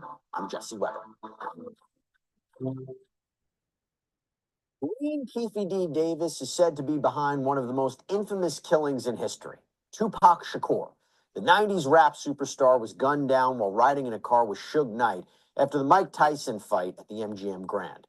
And over the years, there have been multiple investigations into Tupac Shakur's murder, but there has been one man who has seemed to implicate himself in the assassination again and again and again.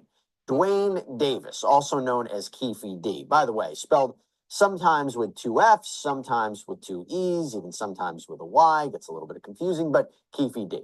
Now, Davis was reportedly the leader of a sect of the Crips street gang in Compton, California that dealt in drug sales and trafficking. Davis eventually did time in prison on drug charges in the late 90s, but since getting out, he has been more open about his apparent involvement in Shakur's death. Davis released his own tell-all book. It's called Compton Street Legend, Notorious Keefe D's street-level accounts of Tupac and Biggie murders, death row origins, Suge Knight, Puffy Combs, and crooked cops. And he started granting interviews with YouTubers who wanted the inside scoop on what happened on that night back in 1996 out in Las Vegas. So Davis and several members of his entourage apparently attended the Mike Tyson boxing fight. But afterward, in the casino, Shakur had attacked Davis's nephew, Orlando Anderson. The fight had apparently been sparked by a previous beef over an alleged stolen neck chain. So the men eventually separated, the two groups went on their way, but Anderson, Davis, and others that were with them were reportedly still pretty heated over what had just happened. Later that night, allegedly, their plan was to target Shakur and Knight. And Knight, of course, was the head of Death Row Records, as they were all stopped at a traffic light. This is what happened. Now, in an interview with the Art of Dialogue channel, Davis said he was in the front passenger seat that night with DeAndre Big Dre Smith and Anderson in the back seat of the rented Cadillac. And what happens next? Who fired the shots? Take a listen. Dre, he was the one that was supposed to shoot, Tupac and Suge, but he got scared, right? No, he didn't really get scared. He wasn't ready for that. They was youngsters, man. Kids. But once again, I mean, y'all Crips, right? So he should be used to that, right, Dre? So why was he wasn't ready for that? But everybody got a role, man. Everybody ain't killers. Everybody, you know what I'm saying? Everybody ain't gonna kill. So everybody Dre, ain't he with wasn't that. a shooter? No. Okay, so but he was the one that was supposed to shoot up Tupac and Suge, but for some reason he wasn't ready for it, so he gave the gun to Orlando, right? Something like that, yeah. And Orlando is the shooter. He's the known shooter. I mean, everybody knows Orlando Anderson was a shooter. So Dre got cold feet. He didn't want to do it. He gave the gun to Orlando, and Orlando shot Tupac and Suge. Yeah, he did his thing, yeah. Now, let's be clear about something. Anderson has always denied that he was the killer. In fact, he died just a few years after Shakur in another shooting. The other men in the Cadillac, DeAndre Smith and the driver, Terry Brown, they are also both dead. But Davis told a lot of this information to Los Angeles and Las Vegas investigators as well. And this is after he apparently became a confidential informant for a task force that was looking into the murder of Christopher Wallace, also known as Biggie Smalls and the notorious B.I.G. By the way, we're about to talk about Diddy. We did a whole separate sidebar episode on how Sean Combs' former bodyguard came out recently, spoke on a documentary, and saying that Sean Combs could have been involved in the murder of Christopher Wallace. Encourage everybody to check it out if you're interested. But then going back to Tupac, we go to September of 2023. So this is 27 years after Shakur's death. And Davis was arrested near his home outside of Las Vegas and taken into custody. And since then, after he's been charged with the murder of Tupac Shakur, he and his legal team have been working to get him out of jail and to get his case thrown out. Now, we can say definitively he has lost both of those battles. He has pleaded not guilty to first-degree murder. He's supposed to go to trial in March, but I want to explain a little bit more about this. So earlier this month, Davis's defense team filed a motion to dismiss the case. And as part of his argument, he is pointing the finger, seemingly, at Sean Diddy Combs as the one who really is responsible for Shakur's death. Yeah, this is one of those stories that we've been constantly trying to keep an eye out for, bring you updates as they develop. And for that, I got to call out our amazing sponsor, Morgan & Morgan, because their support helps us to keep on doing this. But car accident victim in Florida, and not because you can start a claim from your phone in just 8. Now, at the time of Shakur's death, Combs was beginning his meteoric rise to the top of the rap world. He had started Bad Boy Records, now called Bad Boy Entertainment. And of course, there was this ongoing feud, West Coast versus East Coast, with this feud that he had with Tupac Shakur and Suge Knight, again, the leader of Death Row. So I want to take a look at the legal arguments that Davis's team had in their filing. And it reads, Defendant Dwayne Keith Davis hereby files this motion to dismiss on the basis that the state of Nevada has failed to timely pursue these charges against Mr. Davis, failed to provide corroborating evidence to support Mr. Davis's coerced confession, and failed to honor the federal proffer agreement between Mr. Davis and the United States government, thus substantially impairing Mr. Davis's constitutional rights. So two big arguments here. One is that the government waited too long to file the murder case, 27 years. They claim that this was done maliciously. By the way, though, typically speaking, there are no statute of limitations for murder. But even if they had filed the charges sooner, this is Davis's other argument, Davis says he's immune from prosecution thanks to an agreement he had with investigators when he was hauled in to talk about Tupac Shakur's shooting. And listen, remember, Bill Cosby, we all remember what happened to him. His conviction for drugging and raping a woman was vacated because his due process rights were violated, since a former DA had in fact made an oral promise to Cosby that he wouldn't be prosecuted. And remember, Cosby relied on that promise to admit some incriminating things about that encounter. So a high court actually determined his conviction should be thrown out. But going back to this, the first big interview that was referenced in the filing is from a couple of years after Tupac Shakur died. On July 16th, 1998, Mr. Davis was interviewed by Assistant United States Attorney Michael Terrell. Mr. Davis's attorney, Mr. Eddie Fayol, was present. The interview was considered a proffer agreement between the United States government and Mr. Davis, under which any information provided by Mr. Davis would not be prosecuted related to that information. Mr. Davis was repeatedly questioned about the alleged murder of Tupac Shakur. Mr. Davis denied knowing who shot Mr. Shakur. Mr. Davis was asked to speculate as to who shot Mr. Shakur. Mr. Davis stated it was the Compton Police Department under the direction of Suge Knight, owner of Death Row Records. Mr. Davis was asked what would be Mr. Knight's motive. Mr. Davis responded Mr. Shakur was getting ready to leave working with Death Row Records. At no time during the interview, less than 2 years after Mr. Shakur's shooting, did Mr. Davis state that he or members of Southside Crips were involved in any manner with the shooting of Mr. Shakur. Okay, goes to an issue of credibility. Well, Davis says he was interviewed again in 1999, and during that meeting, he denied that his nephew Anderson was the shooter. Mr. Davis stated that Mr. Anderson was not involved in the shooting of Mr. Shakur. Mr. Davis did discuss that Mr. Anderson was attacked by Mr. Shakur in Las Vegas the night of Mr. Shakur's shooting. Nevertheless, the decision was made to retaliate in Compton since there were so many police around in Las Vegas during the Mike Tyson fight. And during that interview, Davis blamed Compton police for spreading the rumor that Anderson had shot Shakur, although later we know that Davis himself would say that in public statements. But the motion to dismiss also says that Davis was offered immunity during the Biggie Smalls investigation in the early 2000s. The filing reads, the 3 LAPD and FBI agents were part of a task force to solve the shooting of rapper Notorious B.I.G., also known as Biggie Smalls, legal name Christopher Wallace. The task force, through a sophisticated criminal investigation, obtained sufficient evidence that would prove Mr. Davis was the leader of the Southside Crips and his gang was responsible for over 360 kilos of cocaine and PCP. Mr. Davis provided 3 interviews to obtain immunity from prosecution.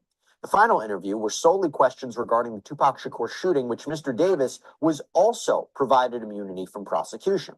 So during a December 2008 interview with investigators, that is when Davis allegedly started to spill the beans about his one-time friend, Sean Combs, who he refers to as Puffy.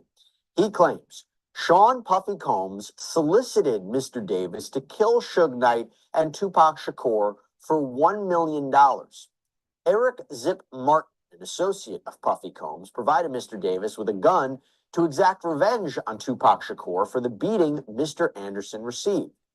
Now, Davis reportedly told the investigators that even though the job had been partially completed and Shakur was killed, neither he nor Anderson ever got paid. He later revealed that he believes Combs had paid the go-between Zip Martin, who he claims kept the money for himself. And he said much of the same thing in a 2009 interview a year later, because according to the motion to dismiss, the Las Vegas Metropolitan Police Department, as far back as 2009, was in possession of the same set of facts that the Clark County District Attorney is now alleging makes Mr. Davis responsible for the murder of Tupac Shakur. The Clark County District Attorney's Office has offered no reason as to why it waited another 14 years to prosecute a case against Mr. Davis. Mr. Davis has been irreversibly prejudiced by this unnecessary delay in prosecution of this case, and Mr. Davis's constitutional rights have been violated in an extraordinary manner never before witnessed in the annals of the American criminal justice system. Now, of course, there was a response because the prosecutors from Las Vegas called out Davis for being quite dramatic and said he has been telling on himself for decades. So their motion in opposition to the motion to dismiss states, in the years following Shakur's murder, defendant Dwayne Keefe D. Davis confessed to being involved in Shakur's murder in nearly every form imaginable. Defendant confessed to some of his role in Shakur's murder during an interview with LVMPD Homicide in 2009. Defendant admitted to seeking a deadly confrontation with Knight and Shakur in interviews with the producers of the Death Row Chronicles in 2017. Defendant recounted his involvement in Shakur's murder in his book published in 2019. And defendant has gleefully claimed responsibility for the murder of Shakur in numerous YouTube interviews from 2019 up until his arrest. And the prosecution then addressed the issue of immunity from prosecution, right? Well, maybe he's admitting everything because, he thinks he's immune. They have a response to that. Quote, defendant asserts that he's received immunity from prosecution in this case. Defendant has provided absolutely no proof that transactional immunity was ever conveyed by any prosecuting authority. Defendant has provided no federal court order conveying immunity. Defendant has provided no California court order conveying immunity. However, even if he had such a grant, they couldn't possibly cover his criminal liability in Nevada. Defendant also claims that his proffer in 1998 and his statement to Detective Long somehow created immunity for the crime.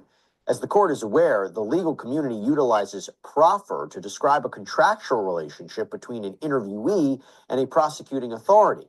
In essence, a proffer agreement allows for statements made pursuant to the terms by the interviewee to not be used against that person. The state does not seek to utilize the 1998 proffer session against defendant and has no idea what the terms of such an agreement were between him and the federal government before he entered his plea. The report seems to reflect that this was a standard proffer where a criminal defendant is interviewed about his knowledge on all possible criminal subjects he may have information about before he's allowed to enter his plea. While he doesn't refer to the proffer agreement with the AUSA Searwright, the terms of that agreement are known. Defendant was specifically informed that this agreement was between him and the federal government. Moreover, the agreement is limited to a single date and time. It allows for the statements to be utilized on cross-examination of defendant if he ever testifies differently. Finally, the agreement is limited by its express terms.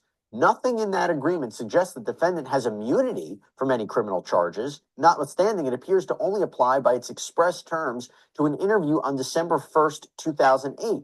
Certainly, defendant is free to litigate the admissibility of the December 18, 2008 statement. However, case law establishes that defendant's mistake of fact about its admissibility, particularly where he had a lawyer present who knows the specific terms of the agreement, would not lead to suppression of the statement, meaning it can't come into evidence. And on Tuesday, Clark County District Court Judge Carly Kearney agreed with the prosecution, saying Davis has provided no proof that he had any immunity deals. And we're going to expect to hear in the next few days if Davis's legal team plans to appeal that decision to the state Supreme Court. Remember, going back to Cosby, it was the Pennsylvania Supreme Court who ultimately determined that his conviction should be vacated because he had entered into an immunity agreement. So we shall see what happens. But that's all we have for you right now here. All right. So, and also, as far as Diddy's concerned, Diddy Do It, he, in the beginning of a Black Rob song, says, I put $1 million on your head, Playboy, or whatever he says. But a lot of people have taken that to say, and Keefe D said, you know what I mean, pay me $1 million or something to that effect. So he kind of told on himself, things go back, just rewind back. What did he say? Okay. Yeah, he might be looking at some time too. Like Lil Durk made a song. I'm in Beverly Hills. We got choppers and the helicopters up in the sky and all this other stuff. Like, hold up. Then somebody gets shot. Then your op gets shot in Beverly Hills, and they just rewind back the tape, play it at the trial, and you go to jail for the rest of your life. Let's go to Luke 12:2. Because we're in the time period where things just being exposed, He thought he had immunity. Oh, man. The thing about criminality, it doesn't go necessarily with brains.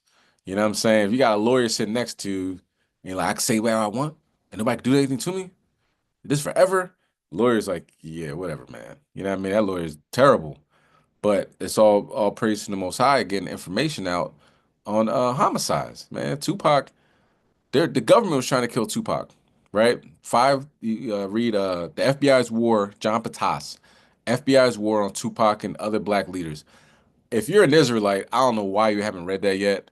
You probably can go on YouTube and get audio book, or you know what I mean? If you're too busy, you can listen to it on your phone. That's something you really got to pay attention to, because it will let you know that they're always working. You know what I'm saying? If anything that's uplifting so-called black people, they're going to try to disrupt it. They're going to try to throw shade on it. have people that are misinformation, people that come in and try to divide and all that. And you can see that in Israel, you know, and you really wouldn't be surprised. I mean, you might, but you read that book, you'd be like, yeah, it makes sense. That guy probably is a Fed, you know what I'm saying? Doesn't mean they have to go through the federal training and do the push-ups and all that. All that means, just like Keefe D, they give you a couple dollars and now you're on the team. You know what I'm saying? You're wearing a wire, you know what I mean? And you're doing their bidding. So they couldn't get Tupac. They had 5 assassination attempts on him at least, and this one stuck. And we're supposed to believe that this is just a regular gangland hit? Doubt it. Diddy had very high connections, and the fact that a lot of people were scared of him because they knew he could get them killed, and he could have people look the other way because he's hanging out with Hillary Clinton and them, you know? So hopefully he repents, you know, but for the things he's done, obviously the Most High has him rotting in prison right now. All right, let's bring that out in Luke, King. God, this is the book of St. Luke, chapter 12 and verse 2. But there is nothing covered that shall not be revealed, neither hid that shall not be known. Go ahead. Therefore, whatsoever ye have spoken in darkness shall be heard in the light, and that which ye have spoken in the ear in closets shall be proclaimed upon upon the housetops. Yeah, Playboy. I put $1 million on your head, Playboy. You know, all this other stuff. And now, you know, they gotta look into that. He's locked up now, so they gotta, you know, check that out. You know, if any validity to that, any wire transfers, any phone calls, you know, they got a place in Utah that has access. I mean, the place in Utah has all these phone call logs and stuff like that. You know what I mean? You think, oh, that was a long time ago, I threw that phone away. No, they got that information. Okay. So we'll see how far they take it. Last, but certainly not least, if you waited to the end, we're going to watch this crazy video. Let's get Jeremiah 46 first. This video is off the wall. Okay. I can't say it's a hologram, and you know, or this, that, or third, because it seems like this person should not be seeing this. You know, he had an excellent camera. You know what I mean? Well, it obviously wasn't. I don't think it was a cell phone. It seemed like he had a camera that zoomed in on this thing that when you see it, you can be like, yeah, we almost home. Okay. But let's bring that out. Jeremiah 46, verse 28. God, this is the book of Jeremiah, chapter 46 and verse 28. For thou not, O Jacob, my servant, saith the Lord, for I am with thee, for I will make a full end of all the nations whither I have driven them. Salakia, I have driven thee, but I will not make a full end of thee, but correct thee in measure. Yet will I not leave thee wholly unpunished. So relax, Jacob. We've been getting, chastised. We've been getting spanked, you know what I'm saying? But right now we all still alive because you're watching this. So all praise to the Most High for that. And you get to see this.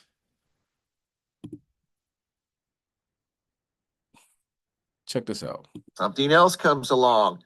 Get a load of this. Tegan out of the state of Washington. This video is from last night during the overnight hours. He said this was in the sky all night long. The video right here was taken at 1:56 a.m. He's zooming out for perspective purposes to kind of get an idea of how high up in the sky that thing was. A few thousand feet high. And it remained in the sky, according to Tegan, all night long. Wait till we zoom in on this thing. This is one of the wildest things I think I've ever seen in the nighttime sky. No kidding. Didn't move, remained there for hours. What was it looking at? What was it doing? Why does it light up bright every once in a while and then dim back out? And as you're going to see, this thing has some fascinating features on it. Wait till we zoom in really close, like we always do. We had an opportunity to go in real tight on this thing because the quality was excellent. Look at how high up that thing was. He zoomed completely out right there. That's several thousand feet in the sky. That's not anywhere near the ground. Here's the still images of this object. Look at the quality. Excellent quality. Look at that. You can tell this is of intelligent origin. Are you serious right now? A circle with an X in it? What? And this unusual feature in the front? How do you even begin to describe that? Seriously. There you go. This is the object in a different format. You talk about weird. What is going on? Unbelievable. Coming up in this next segment, these, And however, that's it. That's what I wanted to show. Now let me see if I can. There's something else that I wanted to bring to light. I don't know if I'm be able to. Let me see. Let me see.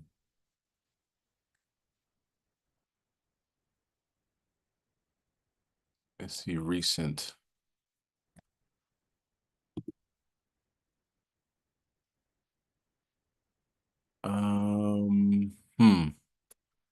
No, I don't see it. So, oh yeah, I do. Now let me share the screen, okay? Now we said Donald Trump said that the FDA allowed these drones, which are our drones, to fly in the sky. So why would they scramble F-16s yesterday, right? This is published yesterday, January 28th. F-16 scrambled after possible drone nears Donald Trump's plane. Wait, no, I thought you said those drones are your drones. Didn't they say that? Isn't that what was said? Didn't am I speaking out loud? Is that what he said? Okay. Obviously somebody's lying. Obviously we got planes crashing into each other in DC. Obviously it was a Black Hawk and a American Airlines, and then a F-35 yesterday fell out the sky in Alaska. Are we now having this constant planes falling out the sky again? Because it was a nice, I mean not nice, but it was a significant break between the planes falling out the sky. We all remember that it was Hawaii and New York and all these planes are falling out the sky all over the place, and then it chilled for a little bit. Is the Most High about to, start knocking them out the sky again? All signs point to yes. So let's just keep an eye on that. I'll probably be talking about that more next Wednesday if we're all still here. Okay, we're gonna get beamed up. Who knows what a week will bring? Okay, and make sure y'all are praying to Yahweh Shemel Shai to speed up the time.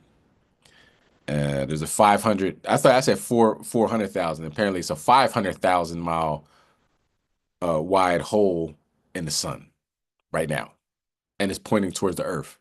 So if they have a solar flare come through there, it might just knock out every piece of equipment we have, phones, computers, whatever. Might cause significant damage as far as earthquakes. Yellowstone had a significant earthquake. It's a super volcano, so any type of earthquake activity over there is significant.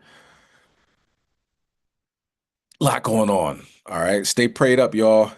All right, that is the lesson. Let's pray out.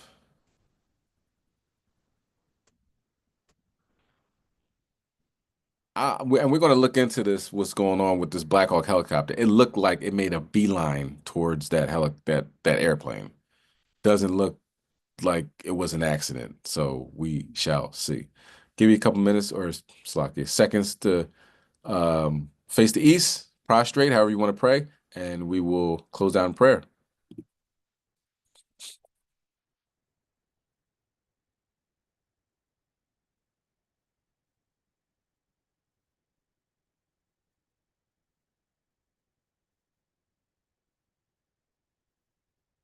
This is the Lord's Prayer in Paleo Hebrew.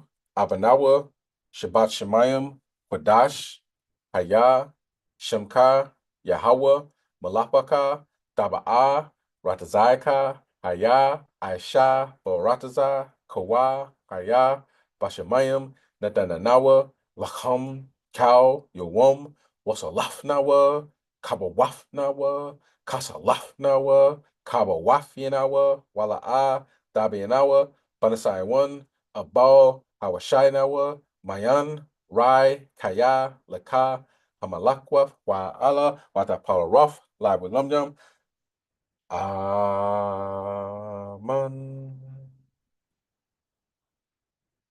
This is the book of Matthew, chapter 6 and verse 9. After this manner, therefore pray ye, Our Father, which art in heaven, hallowed be thy name. Thy kingdom come. Thy will be done in earth as it is in heaven. Give us this day our daily bread, and forgive us our debts, as we forgive our debtors. And lead us not into temptation, but deliver us from evil. For thine is the kingdom, and the power, and the glory forever. Amen. Lord, Yahweh Bashem Hamashiach Yahushai, the water for waking us up, the water for sustaining us in these last days. Baba Kashar, Baba Kashar, Baba Kashar. Speed up our captivity.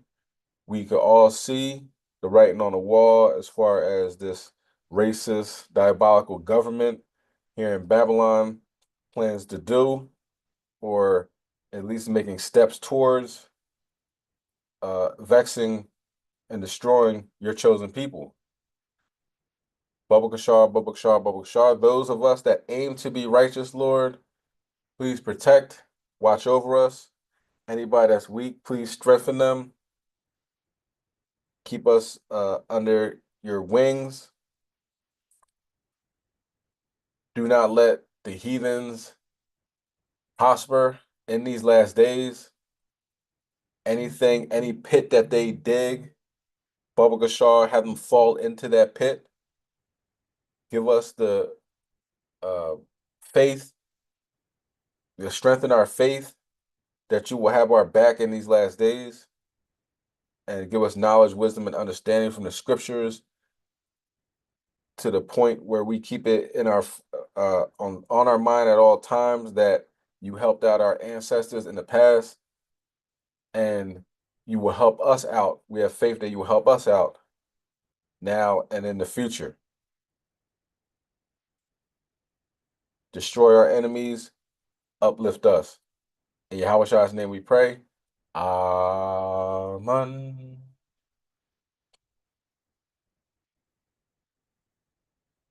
Ken, all praises.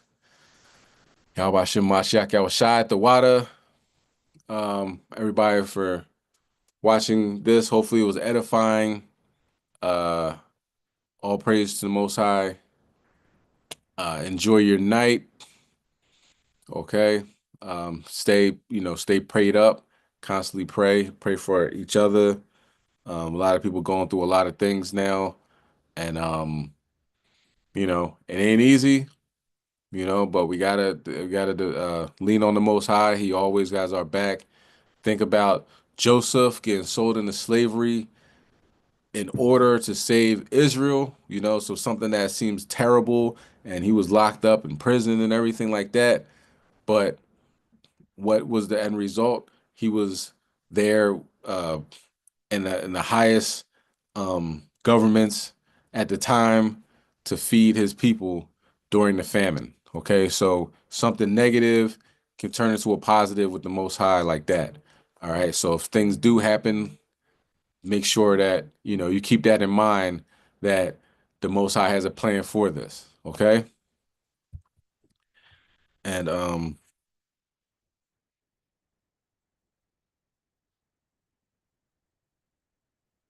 Khan, Homie Ashala, we got next. Shalom. Khan. Khan. All praises.